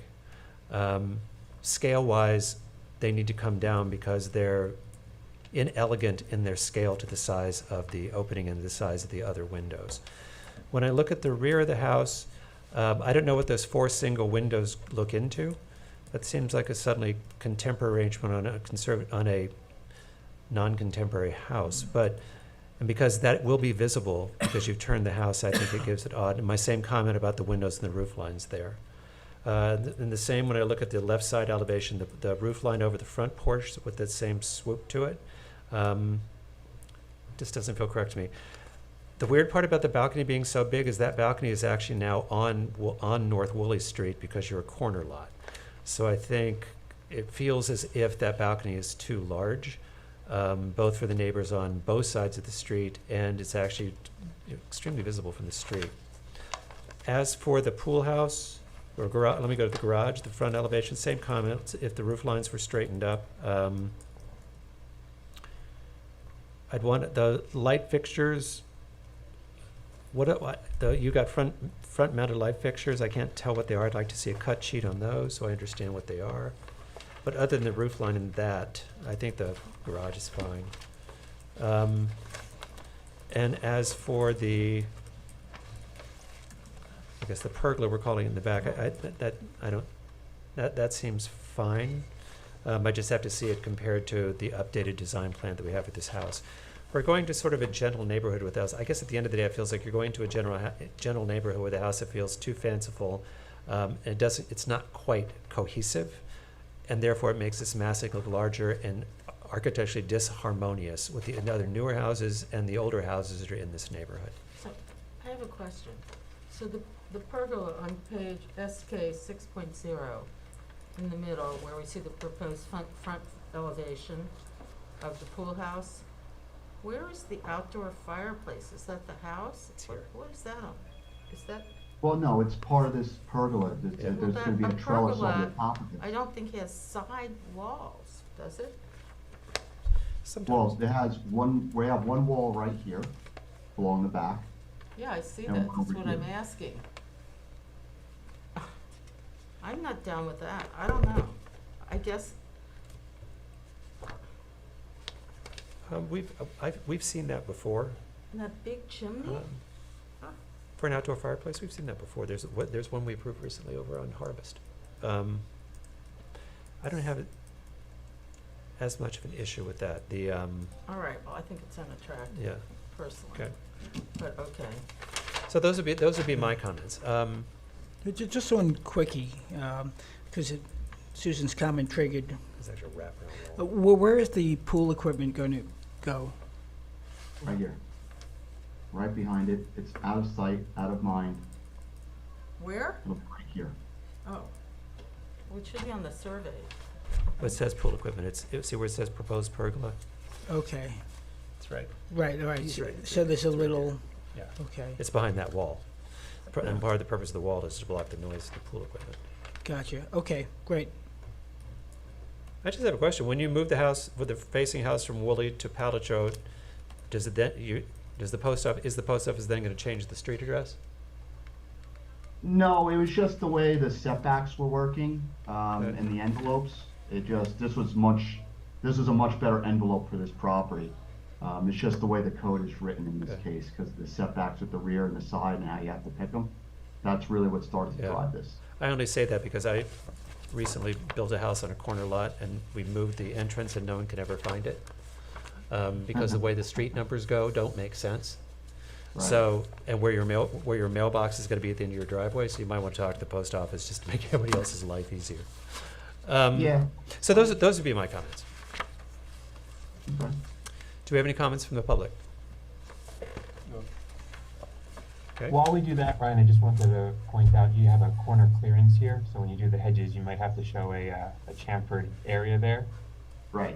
Just keep that in mind based on the height of the hedge. And then maybe a building, a roof pitch thing, but we can discuss that with the building department. Well, I know the roof pitches were. We showed on the actual roof plan with the minimum pitches of 7 and all that other stuff, and then we have our flat roof calculation under here. But now that's gonna change a little bit because we're getting rid of the sweeps and all that good stuff, so. Yep, I just want to make sure that calculation doesn't include parts that don't count for that calculation, so that's what we'll confirm with the building inspector. Okay, sure. Thanks. Could you, what? It was hard to understand. What is the, Sorry, when you do the calculation, there's certain parts of the house that aren't included in the calculation, like porches, so I just wanted to oh, make sure they that didn't put, I have the uh-huh. calculation on the plans, that it's calculated correctly. But the lot coverage is acceptable? Oh, no, I'm sorry, I'm just talking about the flat roof percentage requirement. Oh, okay. You only let a Oh, X the percentage flat of it roof, be how much flat of roof. it is a flat roof? Okay. Correct. So do you have any questions about our comments? You sort of understand where we're coming from for how to come back? No, I understand. You know, it's fine, you know, my thinking with the balcony, and I understand that you want it shrunk, that's obvious, was that you're gonna be, you know, there shouldn't be a privacy issue here, looking over Woolley, but you're saying that, you know, over my hedge, over this, on the other side of the street, I might have a privacy issue. Yet this is actually the furthest point from everything over here. That's why it wound up over here, just so you understand my thinking along the way. We'll reduce it, no problem. We'll find a way to come to a, you know, happy medium here, but I just want you to understand why it's over there. Okay, we appreciate that. Well, we're halfway there. You've got approved that we're not gonna landmark the house. And now I feel like I hear you asking for an adjournment. Yes, I'd love to come back and see you again. Okay, so I'm gonna move we accept the applicant's request for adjournment for 10 North Woolley Street to August 28th. Do I have a second? Second. All in favor? Aye. And in case you weren't on earlier, just know that the new deadline for submission is now the Tuesday prior, not the Thursday prior. That's right. We've moved it back 2 days to help the building department and everybody have more time to organize everything to prepare for these meetings. So it's noon, the Tuesday prior to the next Monday meeting. Okay? Okay. Great, thank you. Next Thank up, you. 52 Osborne Margaret, Avenue. I'm gonna stop you. On 39 Lewis, if we're not gonna recall it, then we need to adjourn it. Okay. Motion We've called it twice, we'll just adjourn it. Okay. Okay. I move we adjourn adjourn to August 28th, the application for 39 Lewis. Do I have a second? to, second. All in favor? Aye. Okay. Then 52 Osborne Avenue, two-story addition.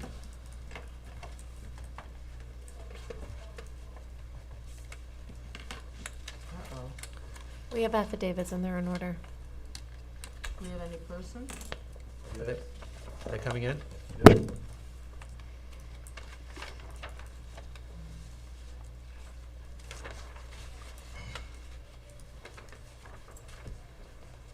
Anybody for 52 Osborne Avenue?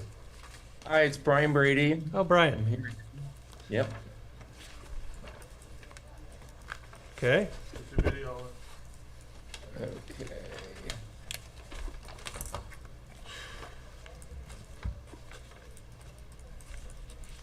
it is.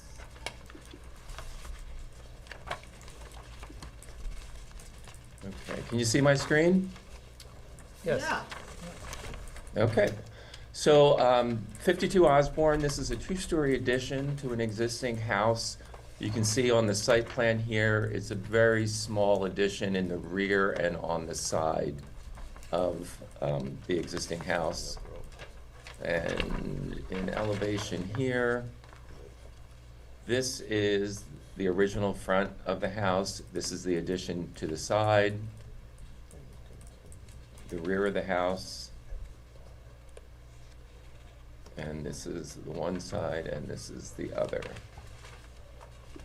Basically, this is the original house. The addition will match the existing house exactly.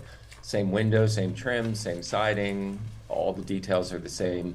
The idea is to just make it a seamless addition to the house. They're basically adding a family room and a master suite above.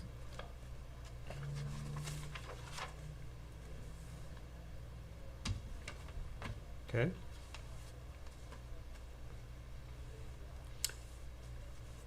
Board members. I can start on this one. I think it's a beautiful addition. I think it's completely consistent with the existing house. It's recessive, so it doesn't disturb the original part of the house. I think it's a really good job. Thank you. Susan? I think the addition is certainly appropriate. It makes me sad when every Foursquare or little house turns into a bigger house, but that's the way the zoning is, so I have no objections. Yep. It's unfortunate on these little streets. Yeah, I'm sort of with Susan. When I drive down that street, every house is, and this is well before zoning, is equally set back, equally spaced, and well positioned. At the same time, this addition is not overburdensome in terms of it, or is over encroaching on the side yard to the point where it takes away from the streetscape. Plus, it's recessed back, and it'll work, and it's a nice design. Jane? Yeah, I would agree that you're adding to what you have appropriately. I would agree, because your addition is east of the existing dormer, right? Yes. Yes, and is it as wide as the existing pergola that's there now? Yes. Okay, so you've just taken that volume and taken it up. Okay. It's basically, it's the pergola becoming a structure. Yeah. Look, this is a 1,400 square foot house. It's a perfect little Foursquare. We are losing them, but I think this is it is a harmonious addition. It's very similar to the one we approved on Elm Street. I think it is sensitive and respectful of the original structure. I talked to both the neighbors today, because I happened to be there today, and both of the neighbors I know were in support of it. So that's what I know. Do I have any comments from the public? No. Okay. Then I'm going to move we accept the application for 52 Osborne for a two-story addition. Do I have a second? Second. All in favor? Aye. Any Aye. opposed? Okay. Okay, thank you. Thank you. Okay, next up is 138 West Prospect Street for a one-story addition to the rear of the dwelling. Yeah, the affidavit's in there in order.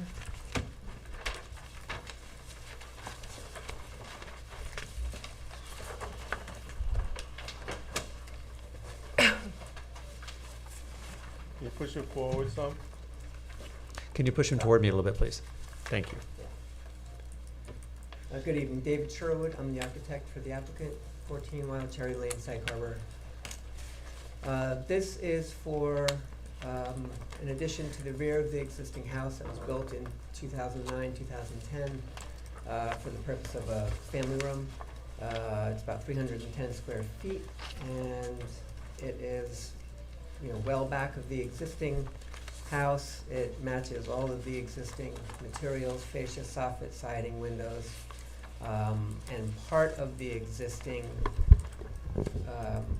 or part of the addition will sit on the footprint of what was an existing deck. So it's sort of half on the deck and then half new footprint.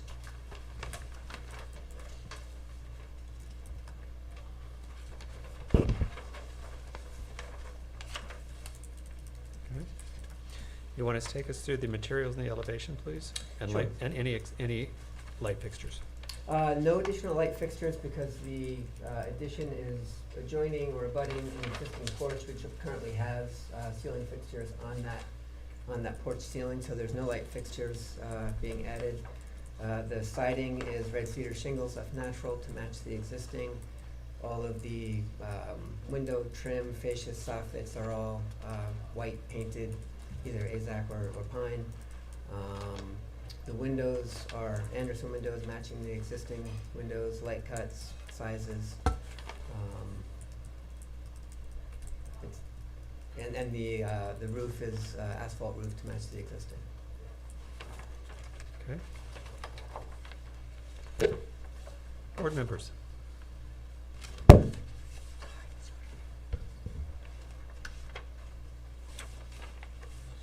I'll start. I think the north elevation is greatly improved. I think it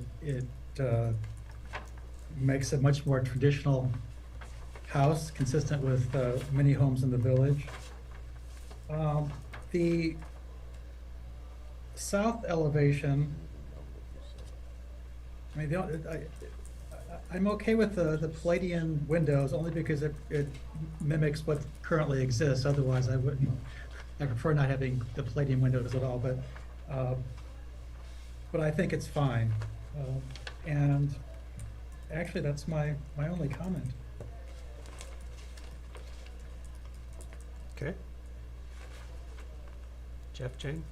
I would certainly agree that the Palladian windows would not be something I would consider, except it's keeping with the house that's already there.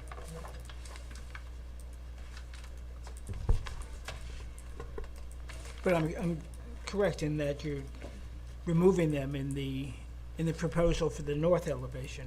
Actually, your board did that 10 years ago when they built. The existing elevations are showing what they proposed. They were never as-built done of the existing house, so I used the existing drawings for what was proposed when they built. What was ultimately built is the dormers and the porch. There was no Palladian on the front of the house. That's there what is no Palladian on the Well, that's unclear. Because I was confused because I drive by there Yeah. every day and I don't recall Yeah, you took seeing care of that. 10 years ago, or 13 years ago. Yeah. Okay, so it's So not why are we existing. showing what wasn't built? Anyway. Could you just tell us where are we, now I'm completely flummoxed. Where is Yeah, what's there? it's not existing at all. What page? For the rear, for the south elevation, the existing south elevation is the second to last page where it says existing south elevation in the lower left-hand corner there. In the rendered version, I'll call it, has the shingles on it. Okay. And then the lower right-hand side of that same page is the proposed. So what we're doing is we're adding the addition into that little corner right there. That's where the existing house ends and returns back. It's about a 8 or 10 foot recess there, and then it L. So we're filling that void with the addition in the back of the house.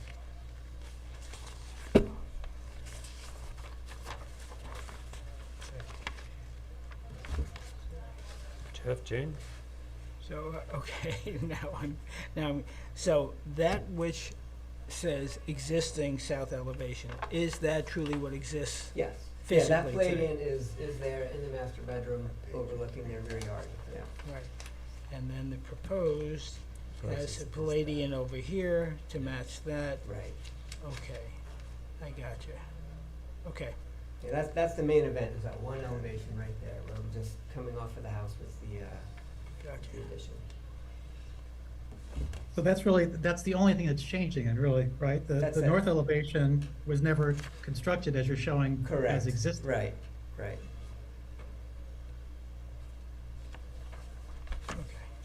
Well, that, Okay. As such, I have no objections. Okay. Jane? Yeah, no objections either. Okay. Do we have any, I have no objections either. Do we have any comment from the public? Okay. Then I'm going to move we accept the application for 138 West Prospect Street for the addition of, to the rear of the dwelling. Do I have a second? Second. All in favor? Aye. Aye. Thank you. Thank you. I'm a nay. Okay. So next up, we're down to driveway gates. The first is 118 Harvest Lane driveway gate, Randall and Karen Miles. See you guys. I don't have any information. Oh, did you do this before? Yes. Okay, that's what I don't, never mind. They're not here anyways. So the applicant's not here? I guess, I mean, CMAC is here, but he's for 2020. All right. 118 Harvest. Is there anyone who wants to be on the Zoom? Do you have anybody? Go No? Okay. Okay. Then Yeah. next up is 35 Herrick Road driveway gate, D. Seiki Wyndham LLC. No, I thought we weren't hearing that. Well, it's on the application, so I want to see if they're here, so we can tell them we're not hearing it. Alex, did you speak to them today, and did they adjourn this? I'm sorry, I didn't get a chance to speak with them today. I had tried to reach out on Friday. I couldn't get through by phone, so I had sent them an email. Okay. What's But I've the been- Board members, bear with me for a moment. Good, good. Here's what I'm going to say about 35 Herrick Road.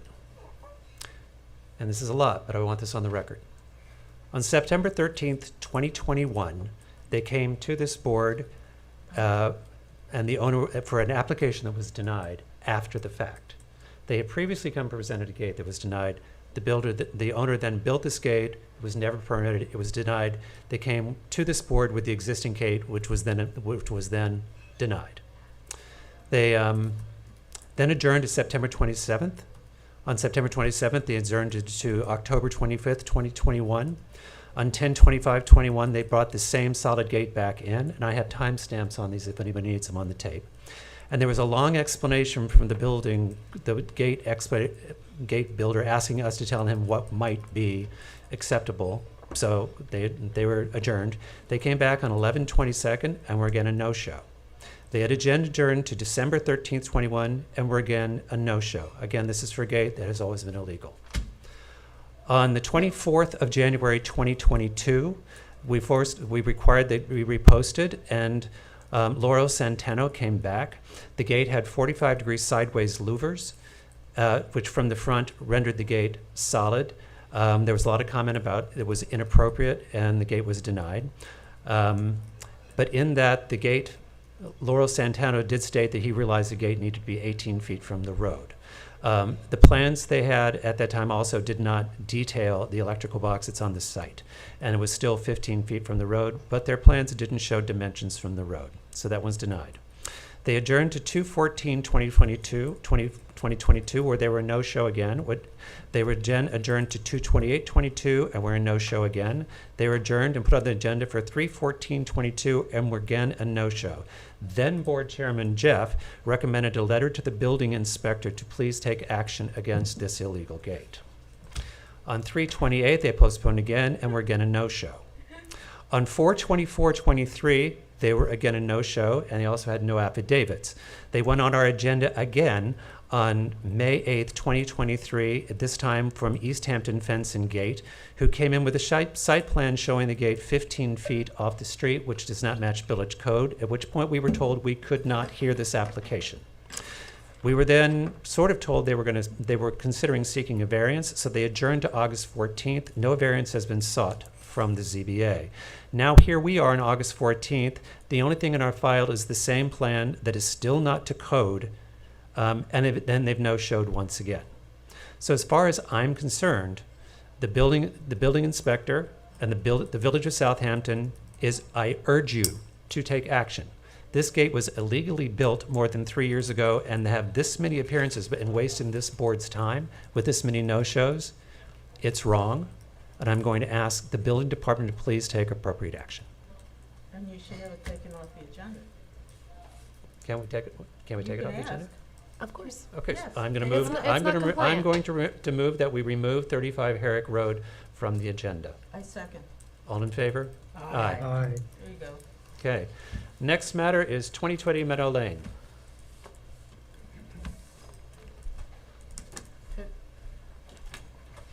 Could I just,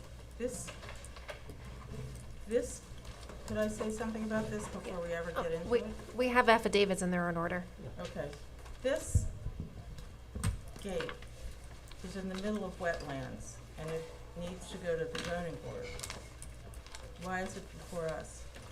I will explain in a minute. If I may start. Can you put the picture in the front? Pardon me? Can you put the picture where that is, where that paper is? Is this good? Yes. Okay.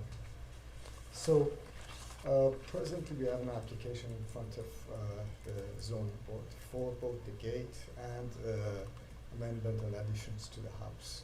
We had one hearing in front of the ZBA. At the second hearing, we were told that there are certain violations that have to be removed that we will not be able. I can barely hear you. Can you with speak into the ZBA. microphone? Actually, Yeah. go over there, actually. That the ZBA would not be hearing our application pending resolution of those violations. There were two violations. One was the tennis court setback, and the other one was the gate. That the gate was, when the gate law went into effect in 2008, in December 2008, I'd say that this gate was built 2 months after that. But regardless, this was built by the previous owner, not this present owner. The property was added on to build. Numerous COs were issued by the building department when the property was sold to the present owner, which I'm representing. Again, we had a valid CO for that, not knowing of any of these violations until we got to the ZBA. Having said that, once we were informed that these two issues are a concern of the board and that the board will not, the ZBA board will not hear our application until its resolution. Hence, we've taken action to address that. Number one is that we removed the portion of the tennis court that was encroaching. And number two is the gate. So the gate, we have a new gate and we have an existing gate. Originally I was I was going to file for both of these applications. The reason I spoke both to attorney for ARB, to Mark, and to the building department, and they all agreed, specifically in discussions with Mark, that it's easier and less confusing if we don't present two gate applications for the same gate, that just come in with the existing gate, get that legalized, and then go in front of the ARB, in front of the ZBA for allowance of our new gate, and then following that, come back to the ARB for the new gate application. This is to cure the violation? This is to cure the violation. The violation is really where it is, as much as Well, what it okay, looks so like. so here's where I I think worked on this, but so let's not- from an ARB standpoint, here's where I think we are. Because the gate was never approved, we have to look as a tabula rasa, look at the gate. Would we approve the gate? If we decide that we approve a gate, that does not automatically mean they get a building permit for that gate, but it means that it was approved from the ARB standard from a design standpoint. The question of whether or not it's in wetlands or the location of the gate would then be is under the purview of the building inspector to decide whether or not it should be removed. Our purview is, when we look at the gate, is it a gate that we would approve?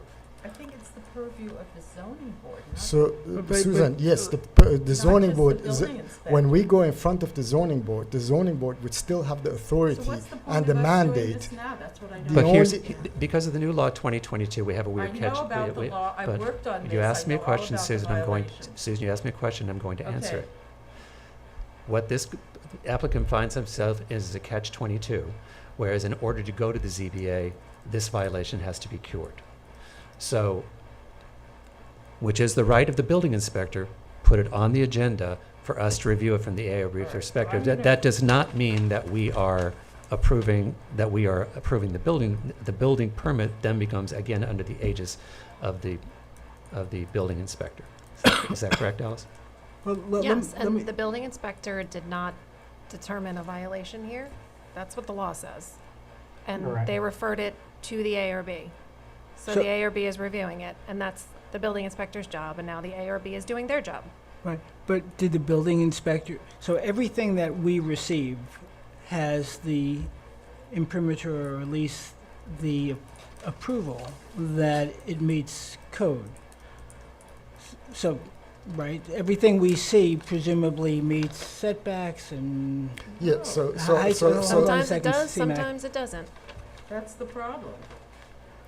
Is it, and it doesn't because there are errors, or is it a matter of omission, or is it a matter of commission? I'm I assuming. can't get in someone's mind. I can tell you that the building inspector has the ability to refer applications to the ARB for them to review for design purposes. Okay. Because there is a note from the ZBA to the building department questioning the installation of the gate that are very close to wetlands and may require permit and the jurisdiction of the zoning board. That's in front of the building inspector. What I'm asking us very narrowly look at, because in this catch-22, if from a design standpoint, the gates pass what we would pass for design guidelines from the ARB, then it goes back to the building inspector to then determine if the location is an issue and was up to code or not up to code. That's not our decision to make. That goes to the building inspector and the zoning board. So I want us to look at it from design, because this gate is going to go away, and I don't know if it'll even be in the same location, because when I looked at today, it's already flooded, because if you look across the front of the 6-inch line, it's completely covered with bark, right. because it's all flooded. So That's what wetlands are. So I think what we're looking at here is from an architectural and design standpoint. Then we will send our decision back to the building inspector, and that's his decision whether or not what the next step would be, whether there's a building permit or something else needed, or if it would need a variance and need to go to the zoning board.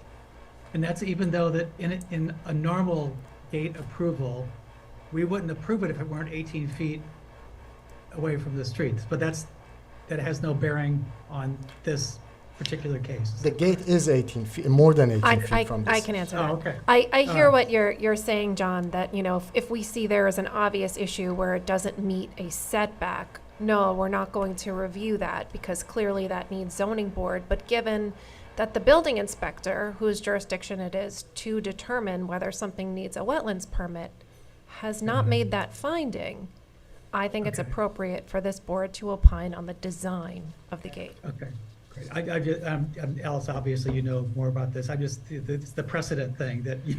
No, I hear you. We just dismissed another application for, not meeting a setback. So I Yeah. completely understand your question, and that's the best clarification I can offer. Perfect, thank you. But in that case, the building department has informed that applicant that they don't meet the setback. Everybody has. Everybody has for months. All right, so why don't you take us through the design? Sure. So the existing gates, 18-foot 6 at the closest to the curb.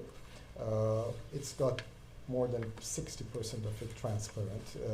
The posts were built back in the 80s, so they don't fall within any. They're basically grandfathered, if you may. And the design of the gate, as far as height, width, transparency, setback from the road, they're all in compliance with what the parameters or standards of the ARB are for. So here's where I have a problem, Alice, and not to be contrary, but CMAC just referred to posts and saying that they're there, they exist, and they're not compliant. So how? No, the posts are compliant. The posts are compliant. And Oh, okay. We're looking at this as tabula rasa, as if this gate had never been built. We're looking at it from a design standpoint. Okay. As if the entire gate and post never existed, correct? Yes, same as any other application where right, we're okay. reviewing something that is Okay. as built. Okay. Okay. With I also owe a caveat that with the I'm going to come back next month in front of your board, or in the coming months in front of the board for a new gate. This is not the design that's going to be a permanent design. This is just until we pass our ZBA. Nevertheless, once they approve it, your clients could decide they love this gate and want to keep it. So Correct. we're going to review Correct. it as it is proposed Correct. now. Okay. Okay? Questions or comments? It just gets curiouser and Are there curiouser. sources of light on that gate? There's two sources of light, Okay. lanterns on top of that, on the A posts. lantern, and on- then in the post, there's a light? What's that square? That's just a plaque. Oh, a plaque. It's the address, okay, it's the thank you. address, it's an address plaque. Well, because if they kept it, like 2 lights, it's one, two. No, they're just a plaque. It's Are they dark address. skies compliant? Probably not. They are not dark sky compliant. Then we can't approve them. Well, don't mean to jump to that so quickly, but That's unfair. no. In So- looking so at, let's- they don't shine up because there's a cap on them. So looking So- at this, if it were not constructed and just a design before us, I would have a problem with the post or the lights on the post. I would have a problem with the size and stature of the posts, and also with the keypad being on the the keypad is on the post, correct? The keypad is not on the post, no. There is no it's keypad. independent keypad. Yeah. Well, Like, there- like all typical keypads all along Meadowlane and all posts. Until recently, you mean? Until recently, yes. So now what? Well, let me put it this way then. But John, again, I'd like to point that what was added post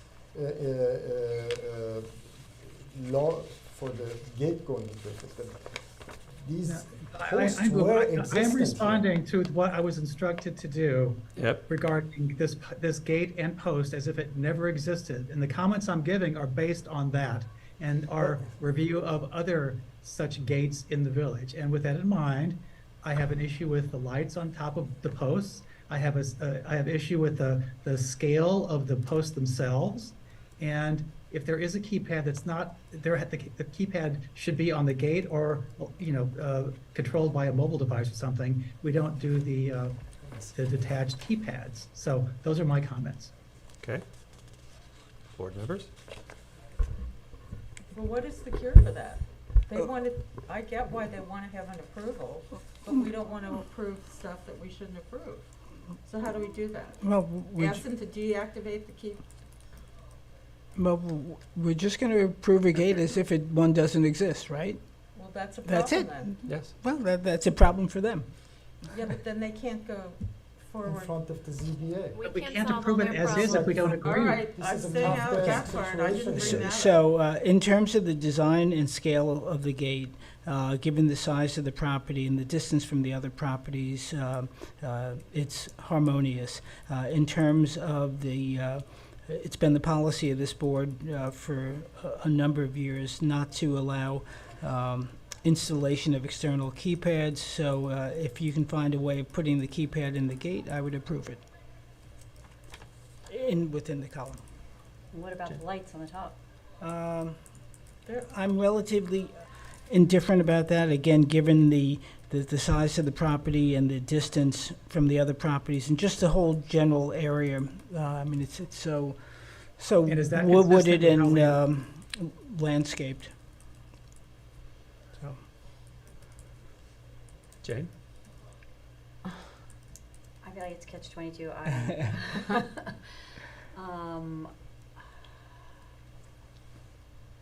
One question. If this came to us and these gates were here, not gates, the posts were here, would we allow them to use those same posts?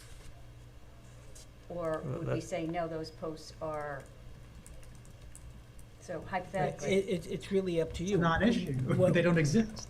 Right, what I'm saying is, for me, the scaling of the gate, the scaling of the posts, and the presence of the lamps is fine. My objection, if CMAC were coming to me with a tabula rasa, is that it not have the gooseneck apparatus.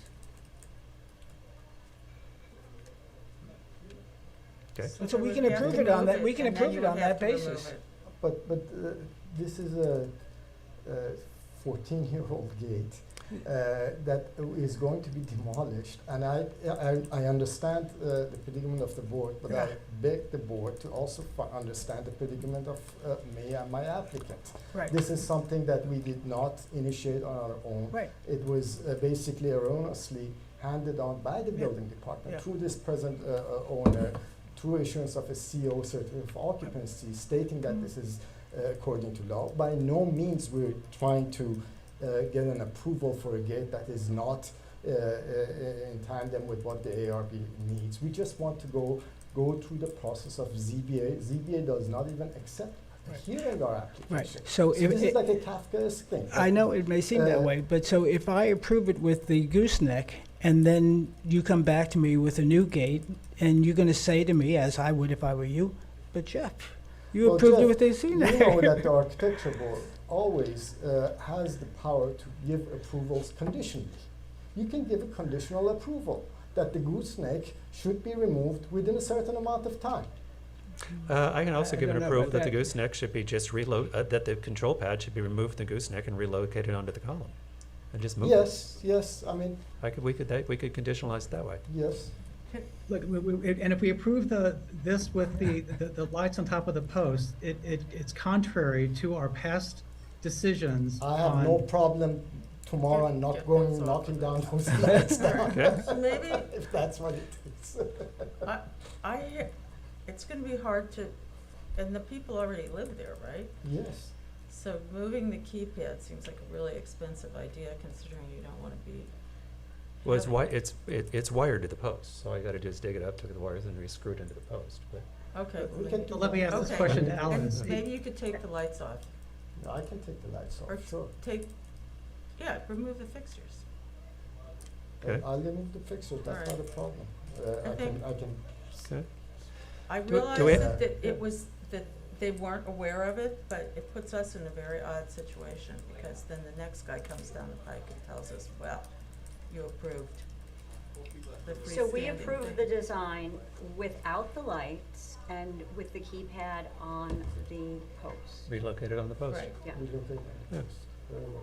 okay, And then it goes back, that's from a design standpoint, that goes back Correct. to the building inspector, and you can just And cap then off the it top goes of these back lights. to the ZBA, Yeah. at the ZBA, we are going to get our wetland approval and then come back to you with a new application for a new gate Yeah. that conforms to. so, but here is one of mine, but I feel like, since I was involved in this when I was on the other board, I think it's unlikely that, because of the wetland situation, if you look at that map, that you will get an approval. But that's not, that's Susan, not our, the that's not our metal discussion lane tonight. from beginning to end. Okay, of well, it that's is not a our wetland. that's not our It's not discussion for discussion. tonight. All I wanna know is, for the gate. So there's no public comment.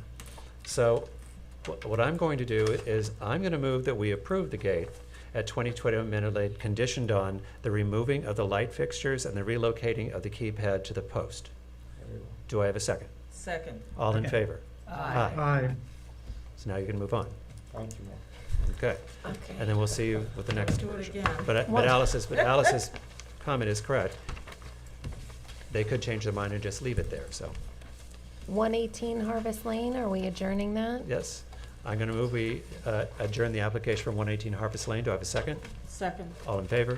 To Aye. 828. Aye. Okay, so that's everything. Well, what we want to talk about quickly in the heat is the new sign committee policy. Great. So, do we do this in public session? Do we need to go to work session? I mean, work session, but it's still a public meeting, we still have to stay public. Oops, sorry, Okay. sorry. So, sign policy. Historically, we've had a sign committee.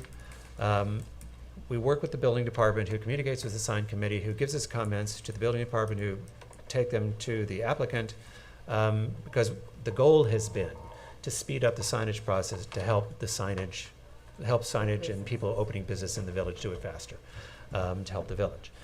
But there's some question about how the process should be working, and there's a little bit of telephone between we talking to building department who has to interpret to applicant, applicant talking to building department who has to interpret to the sign committee. So two things, we need to understand where and how we memorialize our sign policy, which I think Jeff and John may be working on something for that. And the idea that Alice is working on is how do we update the signage committee to be compliant. So what do you want to add to that? Well, I mean, I don't know if this works for the committee members, but as I conceive it, the board, the sign committee can either approve a sign, deny a sign, and refer it to the full board, or they can approve it with a modification that can be simply explained. This is fine if you change the color to black or navy blue. this is fine if you reduce the font by 20%. But what they can't do is deliberate privately. That's not permissible under the open meetings law. So even though the simplification process is wonderful, it's I think at this point where, you know, people are trying to get in touch with the, you know, committee members to talk about making changes to their signs, we just can't have that deliberation. Right. So, Well, go ahead, if John. If there are two people, it's the same way when we go to look at a site inspection, we can only have 2 members of the board, we can have more than 2. If, when the sign committee is looking at signage, that's technically a consultation. No, they are a decision-making body as a Okay. committee. So their deliberation needs to be public. The whole point of the open meetings law is so that people know what is going on with a deliberative body. So if, you know, you have emails back and forth discussing something, that doesn't shine a light on the deliberative process. It also doesn't help future applicants because they don't know. So if we had a separate sign committee that met publicly, and you could have like a round table discussion about signs, and it could be super informal, that could still be a public meeting, and you could have that kind of back and forth. But, you know, having it done by email, it just doesn't work.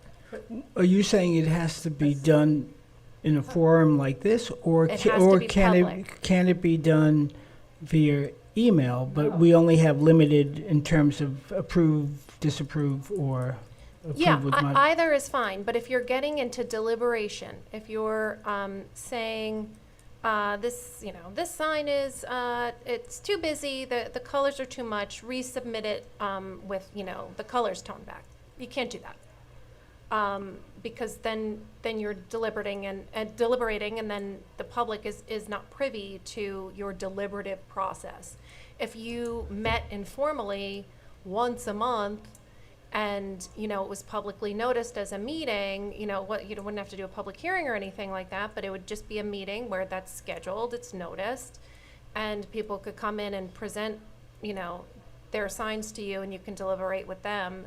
As long as the public has the right to access that meeting and can view it and participate, then it's okay.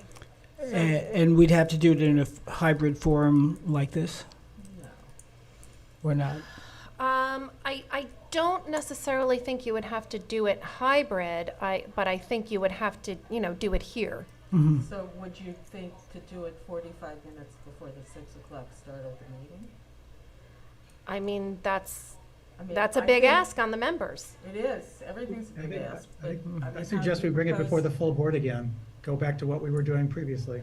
Or you can, you know, do I rewrote the policy, so it's just approve, deny, or approve with modification, and then the rest, you know, if you So as long deny as it, then you send it to the full board. Is it approved with 75% of the change? signs that are submitted will not be approved, I'll tell you that, Yeah. based on what I've seen.